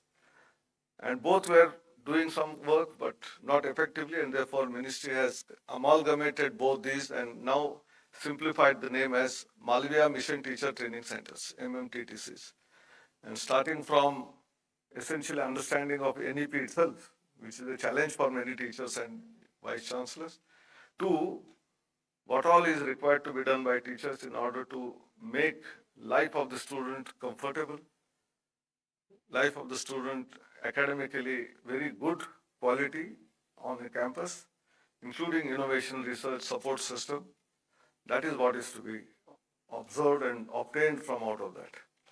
Apart from that, one more committee is constituted called as a revised ARPIT. ARPIT was a program which was run earlier, and under that, few very leading people are involved, and to make classes interesting, what all required to be done? How do we use technology? Whether it is augmented reality, virtual reality, artificial intelligence, animation, simulation, visual effects, all of this which excites students in the classroom, how do you make use of it? How do you create content which is going to be exciting to become inquisitive rather than rote learning and just passing the examination? And therefore also going into internship programs. All of this is part of that ARPIT program. So I think there are initiatives. Rahul ji, थोड़ा कभी-कभी हमारे websites को भी देखते रहिए. नहीं तो कभी-कभी लगता है कि कुछ government कर ही नहीं रही है. ऐसा नहीं है, बहुत सारा कर रहा है. आपने लास्ट में तो बोल दिया कि पैंडेमिक में जो काम कमाल का काम किया और बहुत सारे लोगों ने वसुधैव कुटुंबकम आपने बोला. So that was shown by India during pandemic by giving our vaccines, which were developed in this very city by, biotech industry, free of cost to more than 100 countries. And that is the spirit of Vasudhaiva Kutumbakam. Global family, one family. You are in suffering, we are also sensitive to your suffering. And I think that is the spirit. 2 important, statistics I would like to mention before I close.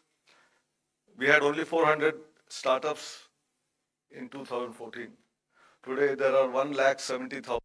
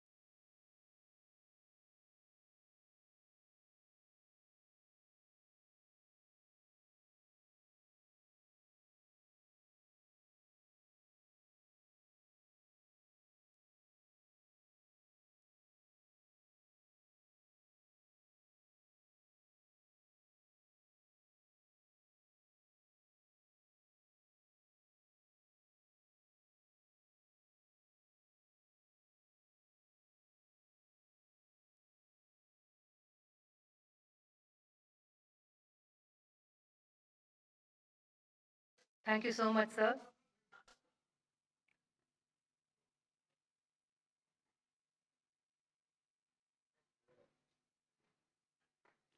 Now it's time to invite our chief guest. Before that, I would like to invite Professor Vishalakshi to introduce our honorable chief guest, Professor T.G. Sitaram, Chairman AICTE, whose leadership continues to shape India's technical education landscape.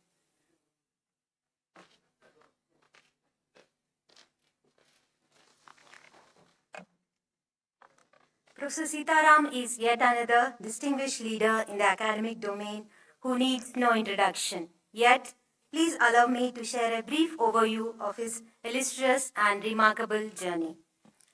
Dr. T.G. Sitaram assumed the role of Chairman, AICTE, Government of India on December 21, 2022. Previously, he served as Director of IIT Guwahati, where he spearheaded the establishment of 5 new schools and multidisciplinary centers, significantly improving the IIT Guwahati's global QS ranking in citation per faculty, etc. Professor Sitaram has contributed to landmark projects such as Ram Temple Foundation and the Chenab Railway Bridge. He is a fellow of INAE, ASCE, ICE UK, and a honorary fellow of IGS, which is the Indian Geotechnical Society, with accolades including the Sir C.V. Raman Young Scientist Award and the Sir Vishweshwaraya Senior Scientist Award. He serves on several prestigious boards and councils and also the chief editor for various journals. With this brief, I would request Professor T.G. Sitaram to give his talk.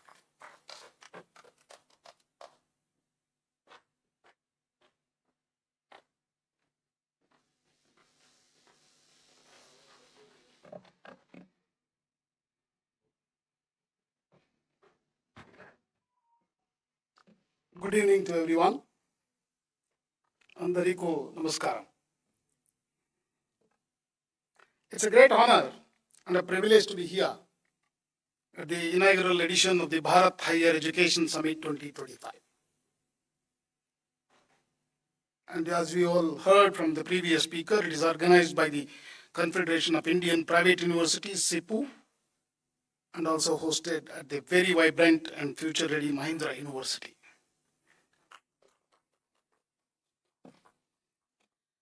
Friends, in the era of rapid technological disruptions, what we are witnessing today, along with greater also the climate change challenges, socio-economic transformations, and more importantly, shifting global dynamics, what we are seeing today almost every day as like a natak in the TV. We can no longer afford to prepare students merely for jobs, even though our education is about employment. They must be prepared to lead change. That's what we are all here to talk about, the leaders of tomorrow for higher education. Our higher education institutions must become the future leader, the world. We need not only prepare scientists, engineers, artists, entrepreneurs, but also visionary leaders who are compassionate, ethically grounded, and globally competent. I think that's what we need to look at as a future leadership. True leadership in higher education is not confined to titles or roles. It is about the mindset, friends. The ability to question, to think critically, to collaborate across boundaries, and to create value for society. These are the skills we must instill in the next generation. That's where I think we are at the crossroads right now. In this journey of our nation, very young nation, I'll say, 75 years plus, National Education Policy 2020 as a brilliant policy, a blueprint for leadership in education. If someone read that 60 plus pages carefully, all components of this, what we are talking today or what we heard from the leaders of the previous speakers, all are put into that document. The national education policy under the visionary leadership of Honorable Prime Minister and the Ministry of Education has laid out a transformative roadmap actually. So we don't need any other document actually. We can follow that. We don't need to again sit down and prepare our agenda. The agenda is set for us for next 10 years at least, because I only look at this technological disruption 10 years, not 25 years. This policy aims to shift rote learning to critical thinking, from silos to multidisciplinary integration, and from rigidity to flexibility and creativity. So we are seeing that examples, fantastic example in the last 5 years. See, NEP is a document, will not be implemented in a year. Please understand, Vice Chancellors, I think I should not say this, but I will tell you, some of them say we have already implemented. Some of them say, oh, we are taking too much time, 5 years ho gaya, nahi hua kuch. Dono, very difficult. I mean, we cannot say, both are wrong actually. See, NEP itself says, it's a document where a lot of components are there. Multi-entry, multi-exit is not the only one. Okay? That there also we can keep talking about many other issues. Through initiatives like multi-entry and exit, the academic bank of credits, skill-based education, promotion of innovation and entrepreneurship and research, establishment of NIRF, NAC, reforms and accreditation mechanisms, and integration of technology through platforms like Swayam Plus. National Digital University is also soon going to come, the concepts. And AICT's own initiatives on National Education Alliance for Technology, and also the Idea Labs for experiential learning. We are empowering institutions to become launchpads for future-ready leaders. Most importantly, we need to now focus through the NEP, peer learning, collaborative learning, experiential learning. So those are the concepts we need to start, make students' learning much more easier and very comprehensive. Coming back to the leadership today is not about command and control. It is about collaboration and co-creation. The most effective academic leaders are those who enable interdisciplinary convergence, embrace diversity, and promote a culture of experimentation. So let's look at what we have done in the higher education, because it's very important to understand the scale at which we are doing. Today we have about 4.3 crore children in our higher education system, with about 29% gross enrollment ratio. To be a developed nation in the world, our Vikasit Bharat of 2047, higher education is closely linked to the progress of the nation. So if you look at the developed nations in the world, for example, smaller countries like South Korea, Israel, smaller, I said very clearly, have already achieved 95 to 98% of GER in higher education. But countries like Japan, about 65%, America is about 75%. We are at the rock bottom at about 29%. But our own goal is to reach 50% by 2035. Friends. So let's assume that we reach that. Thanks to the greater participation of private university, we are talking about CRPUs here. Close to about 65 to 70% are the institutions which are private universities are handling the number of students. So considering that participation of private university, we are going to reach this 50% GER by 2035. But the challenge for us is not reaching that 50%, ladies and gentlemen. The challenge for us is, look at now number. How did we grow to this 29%? Let's look at that carefully. As we know, when we got independent, 1% of class 12 students coming to higher education, only 1%. We all remember why that was the case, because Britishers clearly said, Lord Macaulay had said very clearly, Indians are no good for higher education. So we never had any good institutions that time, very small number. And also poverty. So in 2001, we reached to 11%. 2025, we reached about 29%. That means, even forgetting about what happened in the first 50 years of independence, From 2001 to 2025, 25 years, we only grew 18%. We want to grow in 10 more years, how much? 22%. This is a big challenge, ladies and gentlemen. The challenge is we cannot build universities in 10 years. There is no way. Any private universities also will take in 15 years. And I was the director of IIT Guwahati. I saw about 25 years only we were able to make some sense of appearing in the international rankings. So that means let's look at the numbers as well. 4.33 crore children are in higher education. That is going to become 8 crores or 10 crores. Where are the students? They are there, ladies and gentlemen. 2015, if you look at the GER of the elementary education, class 1 to class 5, you go to the same data. It clearly shows about 94% GER in the school education. We never failed anybody up to class 10. Promote. All of them are appeared in 2025 in the 10th class now. They will be all coming to either higher education or they want a job. You have to give them by skilling, upskilling.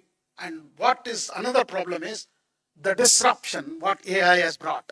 AI and generative AI has will take away very mundane jobs which we were all getting it done by the human beings. This is another big danger for us. So in this, how do we prepare our students? How do we prepare our leaders? First, if we prepare our leaders, leaders will put the right perspective on ground and take it to the next level. So what is that we have done? Let's also look at it, just not talk about it. Because Rahulji was asking what is AICTE doing. Also think about, he asked several questions to us. Even our Muraliji also raised very fundamental questions to both of us. At AICTE, we are actually promoting academy-industry linkages, international collaborations, and faculty capacity building, so that leadership is not limited to a few, but cultivated across every level of the institution.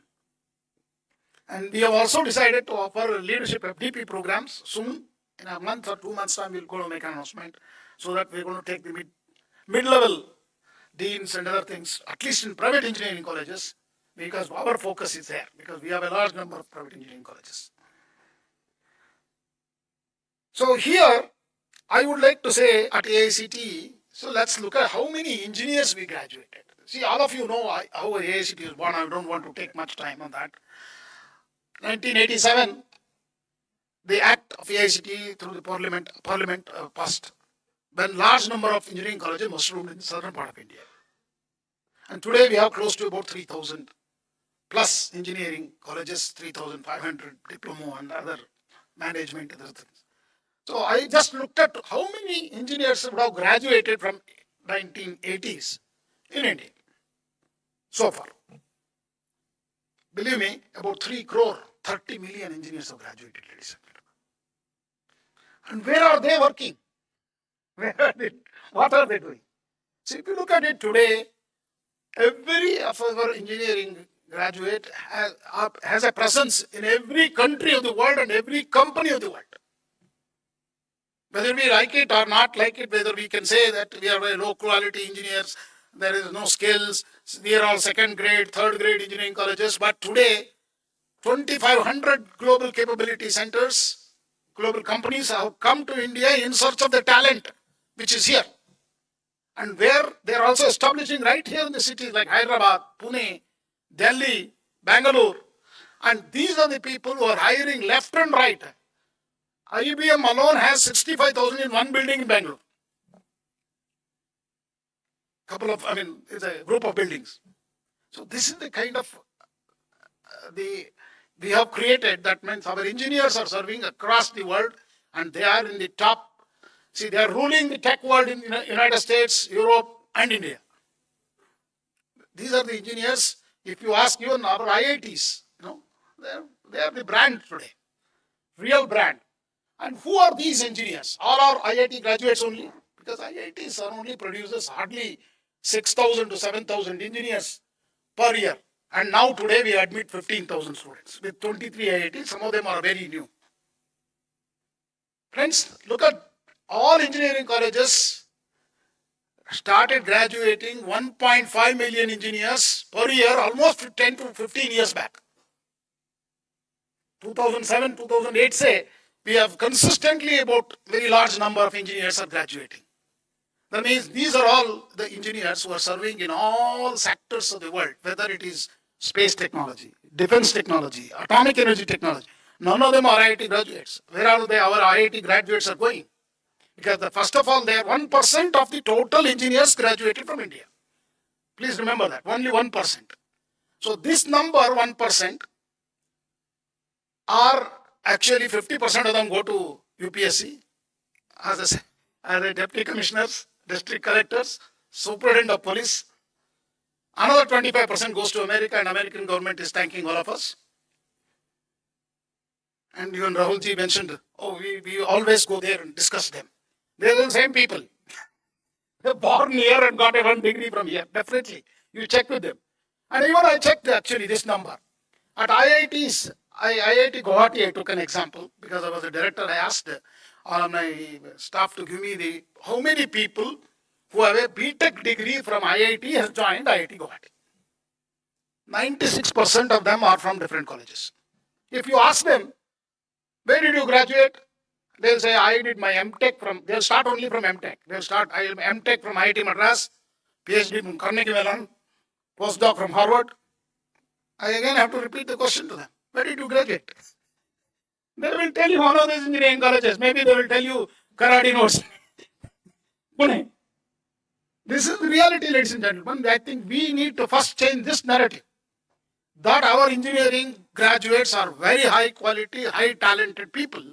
And they are really fire in the belly. They have done India proud. Look at the growth, what we have done in space technology. Defense technology, we are an importing country. We are become an exporting country to 65 countries today. This all happened in 10, 15 years. Atomic energy, I was actually Foundation Day speaker at BARC, BARC. They have 11 institutions, research institutions. And never ever heard what they are doing because they are all very secretive. Okay? Maybe so, because of the high level of scientific rigor. But when I went as a chief guest, they took me all around, all their reactors, everything, what they have done. But it's mind-boggling, ladies and gentlemen, what they have done. You see, every hospital today, cancer treatment, they supply. BARC supplies the major treatment radioactivity things. And more than that, the agricultural produce. The life of the agriculture produce with the treatment of atomic energy technologies, they have increased very well. That's why we are a self-sustaining country in food production today. They are silently working. So these three areas I just told you because these are the three areas we had an embargo from the entire world last 75 years. Now none of us think about it actually. We had an embargo only, I just looked at it yesterday, 19th of April, 1975.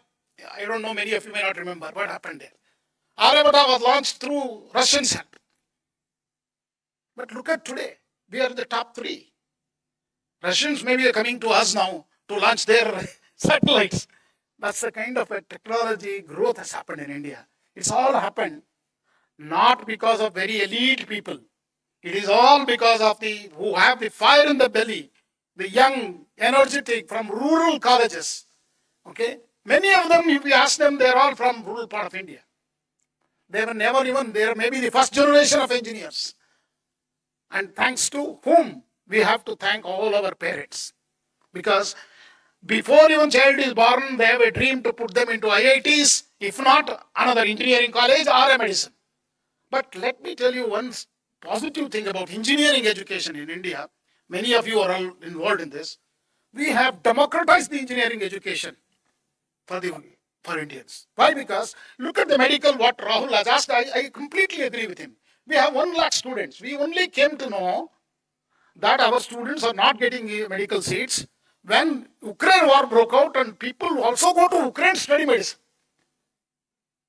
Look at the language, culture, nothing matches to us. But all of our students are there just to get a medical degree because they are not getting it here.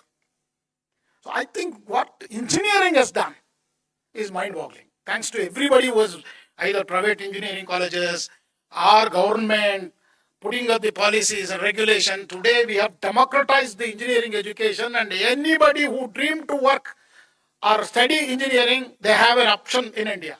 And all emerging technology courses are available thanks to all my previous predecessors. Very generous and creating, and today AICTE, I proudly will tell you, is no more a regulator, it is a facilitator.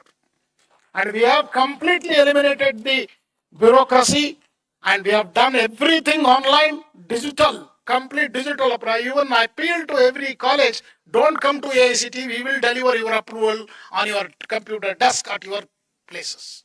We have done that. Today, if you come to AICTE, nobody will be sitting there in a queue. No one. But many of you who started engineering colleges 15 years back, all of you know that. You are sitting in a staircase because there are no chairs given to you. You may be a several crorepati se, but आपको chair भी नहीं था 15 साल के पहले.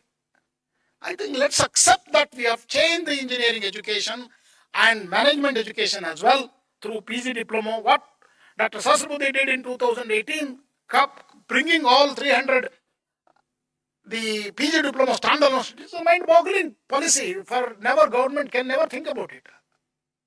So through this, we have delivered engineering and management education to the world, ladies and gentlemen, not just for India. And if you assume that we are going to reach 50% GER by 2035,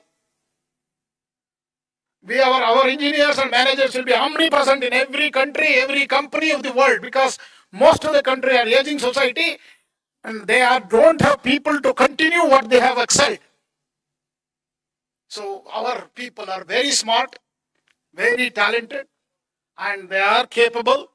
We need to only trust and maybe give a universal human value course like what we have started, so that they are also human beings other than engineers, scientists, doctors. Friends, I think on the many other issues everything has been clarified. It's already time very late, 7:40. So we should have closed this event by 7 o'clock. So I strongly believe that we have a big role in the next 10 years. Not 25 years. 10 years, 4 crore children are going to come to higher education. And because of our parents, they all want to be engineers, doctors. They don't want to study something even though now there is at least awareness that multidisciplinarity, and they want to be designers. Design is picking up. Many programs are picking up, not like the time when we were studying. So it's a golden time. I think it's a golden opportunity for the private universities to create, because they have the freedom today to make their own curriculum, make it attractive, make it entrepreneurial. And we need to create what AICTE has done in the entrepreneurial. I wanted to tell you just a few minutes before I close down. We have last year made every institution mandatory to start the Institute Innovation Council. I'm very happy to tell you today 14,800 IICs have been started. The activities are mind-boggling. IDE boot camps, we have done maybe 35 or 36 across institutions. These innovation, design thinking and entrepreneurship boot camps. We have started a BTech program, MBA program or a PG diploma program as early as 2019. Very innovative IEV program, MBA and PG diploma in innovation, entrepreneurship and venture funding. Okay, many of you may not know, 2 batches have already graduated. In this program, 30% is only classroom sessions. 70% is even to create a company, how to do a DPIIT. At the end of that, there is a successful program, the creation done. So, internship.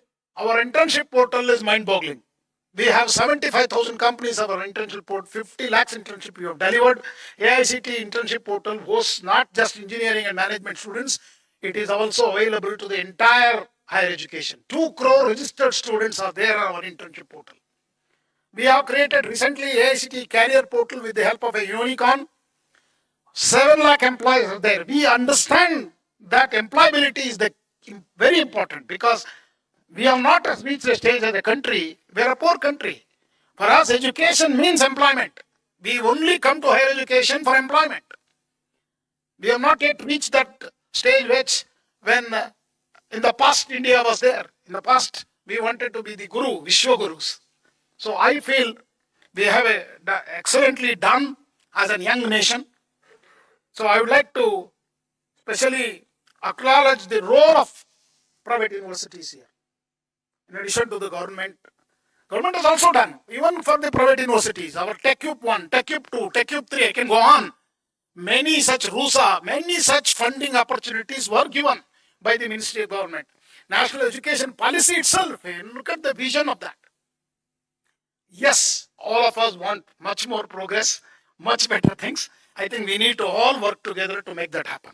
It's a democratic country, ladies and gentlemen. Still, if you look at America today, I think we are much more democratic than any of them. We don't want that kind of a democracy, isn't it? So I urge you, but one important thing is very, very important, particularly engineering, a lot of demand is there for the emerging areas, computer science and related areas. So the problem is industry is also very big in that. So a lot of good teachers are not available because they are just jump to well-paying jobs. So what we need to do is urge private universities to continue to invest in a faculty development, research ecosystems, and encourage them. You need to pay them high, otherwise you cannot retain them. Second is, we have done two very important activities very recently. One is the productization fellowship. You might not have even heard about this. See, our Smart India Hackathon last year received 300,000, 51,000 teams. As soon as they get a placement, they will run away. They will just dump that research problem, what they have solved. They are very after the pay packages. This is realistic because they are at home, they need to take care of many things. So what we have done is we have created a new productization fellowship, about 37,500 rupees we pay for full year for 4 team members so that they can continue in that. I think 37,500 plus HRA is a good number for people to continue to do what they were doing, what their passion was. That is one. Second is for teachers. We have put up an industry fellowship. AICTE will pay 75,000 rupees per month for full 1 year, and we got a great response already. Last week announced that we are also asking industries to pay 25,000. We are identifying the industries. We have written to every industry. So I request the industry leaders who are here to support us on the industry fellowship program so that our teachers can go and 1 year work. Sir, many people say, sir, they will get experience and run away. Let them go wherever they want. Because they will be very resourceful for whether they are in industry or at academic. So these are the two very new initiatives we brought, ladies and gentlemen. As we look ahead, it is our time, all of us together, to redefine what success in higher education means. It is no longer about merely awarding degrees. They will be irrelevant, ladies and gentlemen. Already it is happening. But enabling students to discover their purpose, passion, and potential and their skills. We need to encourage each of the student to skill himself in one skill, whichever he identifies. We must move from what did you study, to what problem are you solving. So we need to pose them problem solving skills than study. So let me leave you with a few points of reflection for the summit deliberations the next 2 days. How do we nurture ethical, empathetic, and entrepreneurial leaders? Whether it can be done by the leaders in the industry, academia, who? How do we build resilient institutions that adapt to change? See, today in the disruptive world, we need to adapt to the change immediately. We don't have much time left. Yet stay true to our Indian knowledge systems and cultural ethos. So Bharatiya Bhasha Pustak scheme is going to be revolutionizing. This is the Government of India's new plan, which is 5,700 crore project has been sanctioned in the last budget. Bharatiya Bhasha Pustak scheme, that means People will write whatever language they are in. Kannada, English, all 22 languages may. And it is not a transliteration. It is a original thinking. So look at the kind of research mindset will come in when you write a book. Okay, in 3 years, we are planning to have at least 55,000 books. Maybe we'll start with 5,000. How can technology, especially artificial intelligence, data science, and digital platforms serve as enablers rather than disruptors? Because, as I told you, we need to embrace the technologies. And there is a taboo on distance education, particularly in engineering. I think we should remove that. I know that there were bad experiences earlier. That doesn't mean that we should not experiment the newer ones. Today we have augmented reality, virtual reality. We have learned about blended learning. We can bring the students, even though he is in distance education, for 4 to 5 weeks to the campuses and give him a peer learning, collaborative learning, experiential learning, and also interaction with the teachers. Why not we try these things? So we have already made an attempt. We have sent our request to the Ministry of Education, particularly on the IGNOU. I thought IGNOU is being the largest open university, central university. We can start with them. We have already made a proposal. Let us hope that it will get a positive acceptance, because I didn't want to disrupt suddenly and take it back immediately. How do we prepare our educators to be mentors, not just instructors? That's a big challenge in front of us. We need to teach our teachers that they should be accepting that they do not know. Because ChatGPT know better than us. Because they are all super intelligence tools today. So any ordinary person can become an intelligent person through using these technologies. So these are not challenges for one institution alone, ladies and gentlemen.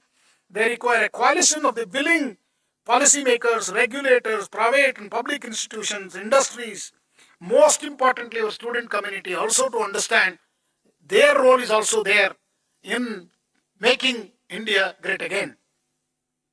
So as we inaugurate this summit, let us reaffirm our shared commitment to build a higher education system that is inclusive, innovative, globally relevant, yet deeply rooted in Indian values, because we have to keep that part so that the entire world will come back to us again looking for a Vishwaguru. Unless we have that unique speciality about Indian knowledge system, there is a lot of work is happening now and we need to do more. We are actually the innovators of the world, starting with zero and infinity. And that future begins here, and now with this kind of a discussion, very august gathering is here. Every discussion, every collaboration and every leader we nurture through kind of collaboration, and we need to be more democratize this learning process. Thank you once again for inviting me here. I'm very happy to be here in Mahindra University, and I wish them the very best with the new experiments and new innovative ideas. And I also heard you are offering working professional program. I appeal to you, don't write that in the degree certificate. You give a regular degree to them. Please understand, there is nothing like part-time evening program. You can do evening, but it is not necessary to mention that in the degree. Let them be everybody same as the outcome is same. That's what NEP emphasizes. Thank you very much. Namaskar, Jai Hind, Jai Bharat.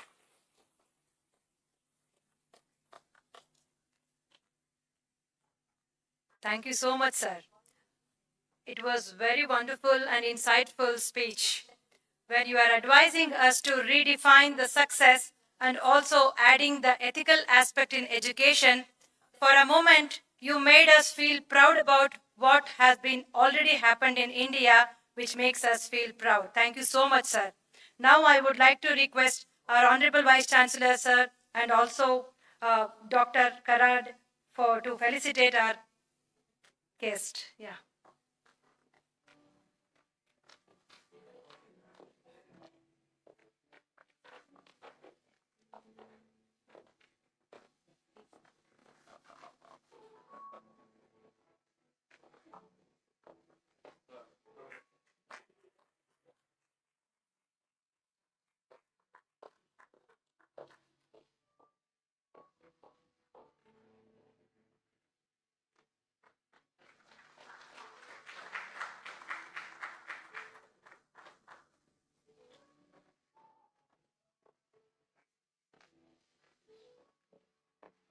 I just want to quickly appreciate Sastra Buddhe sir and Chairman sir. You know, the kind of the messaging was such important, and definitely my speech, yeah, something, you know, I expressed that in my own small institution to make any changes, how difficult it is in Mahindra University or my institution. At the government level, sir, what you guys have done last 10 years, we never heard from startup to so many, the beautiful culture. In the initial, maybe my tone was about identifying some problems in an academic manner. I tried to communicate it, every one of you, but I think the great environment is created, and I'm very optimistic and positive that our country is moving beautifully. And of course, our Prime Minister has created a solid message, and we all, academia and everywhere, that environment is wonderful. Thank you so much. Thank you.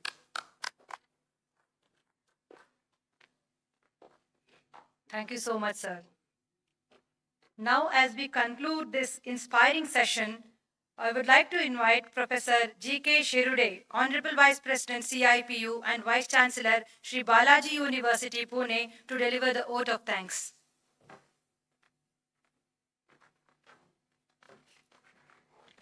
Very blissful evening to one and all. I have given 3-4 minutes.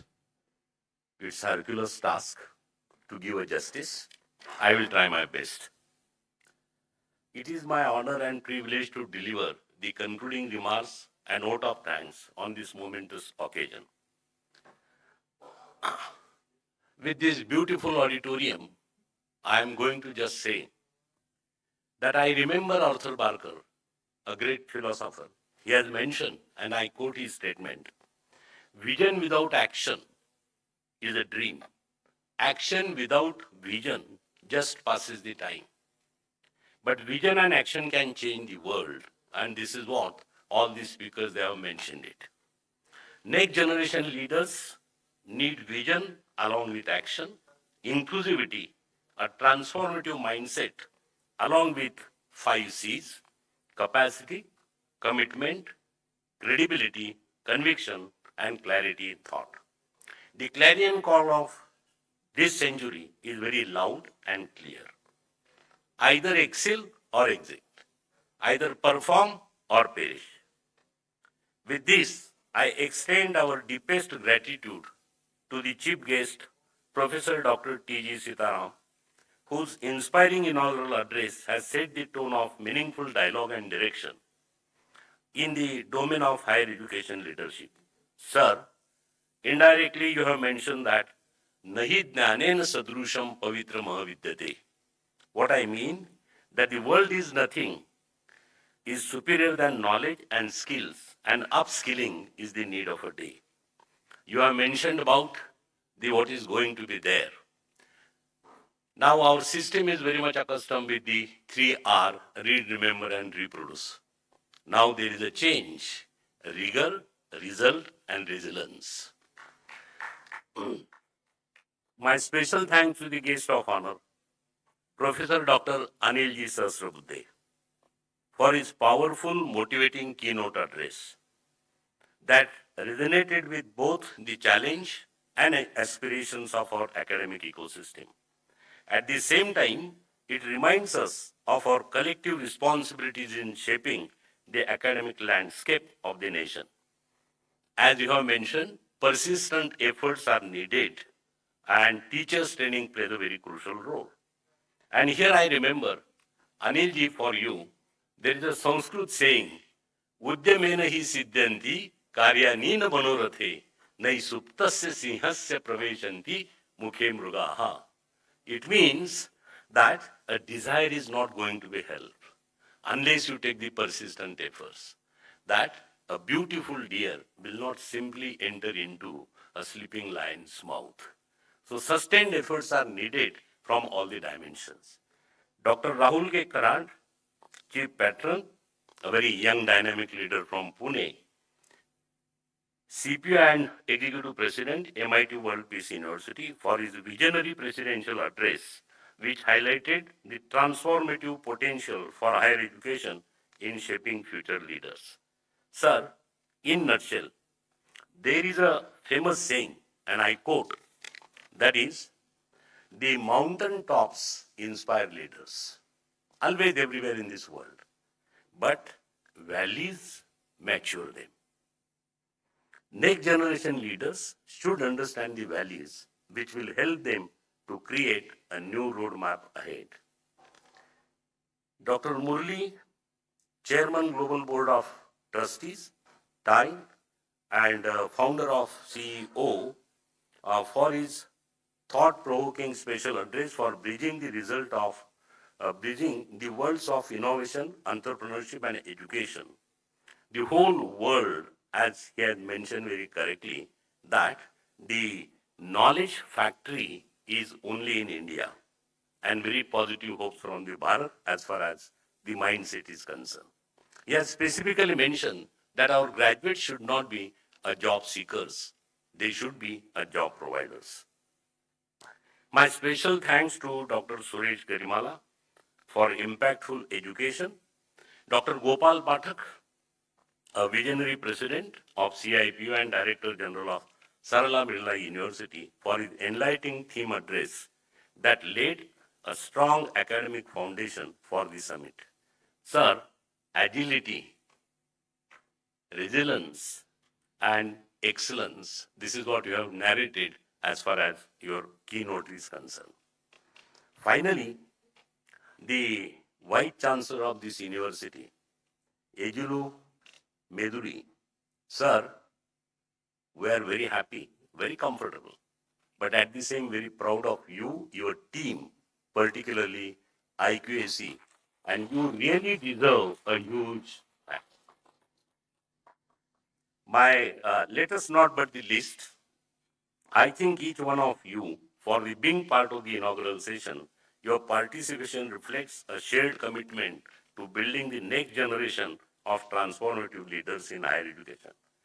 Let us carry forward the inspiration and insights gained today, and as we embark on the remaining sessions of Bharat Higher Education Summit 2025 with renewed enthusiasm, new ideas, and new dream. Once again, thanks to all. They have restricted me the time element, and therefore I am not going to focus on anything. Special thanks to one and all, and this is the knowledge center where we will certainly take away so many things before leaving this particular summit. Thank you very much.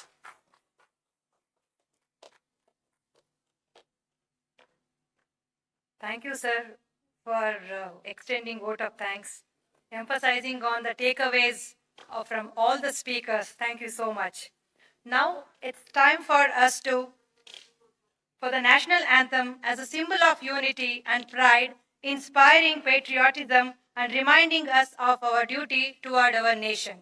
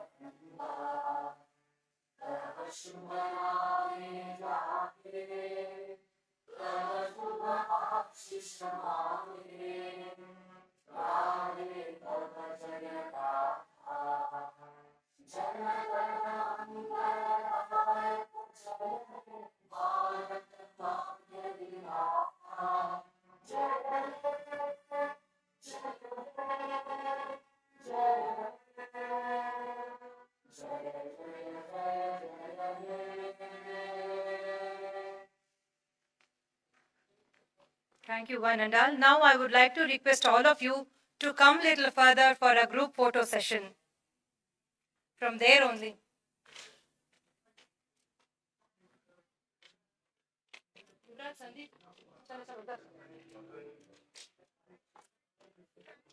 I request all the delegates to come a little further for a photo session.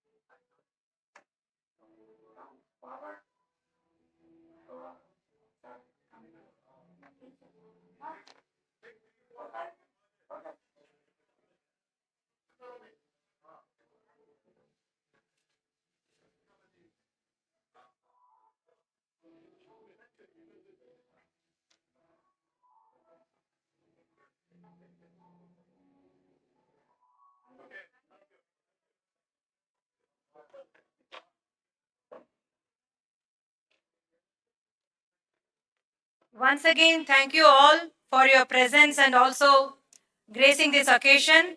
Now I would request all of you to head towards the guest house for the summit dinner. And tomorrow morning,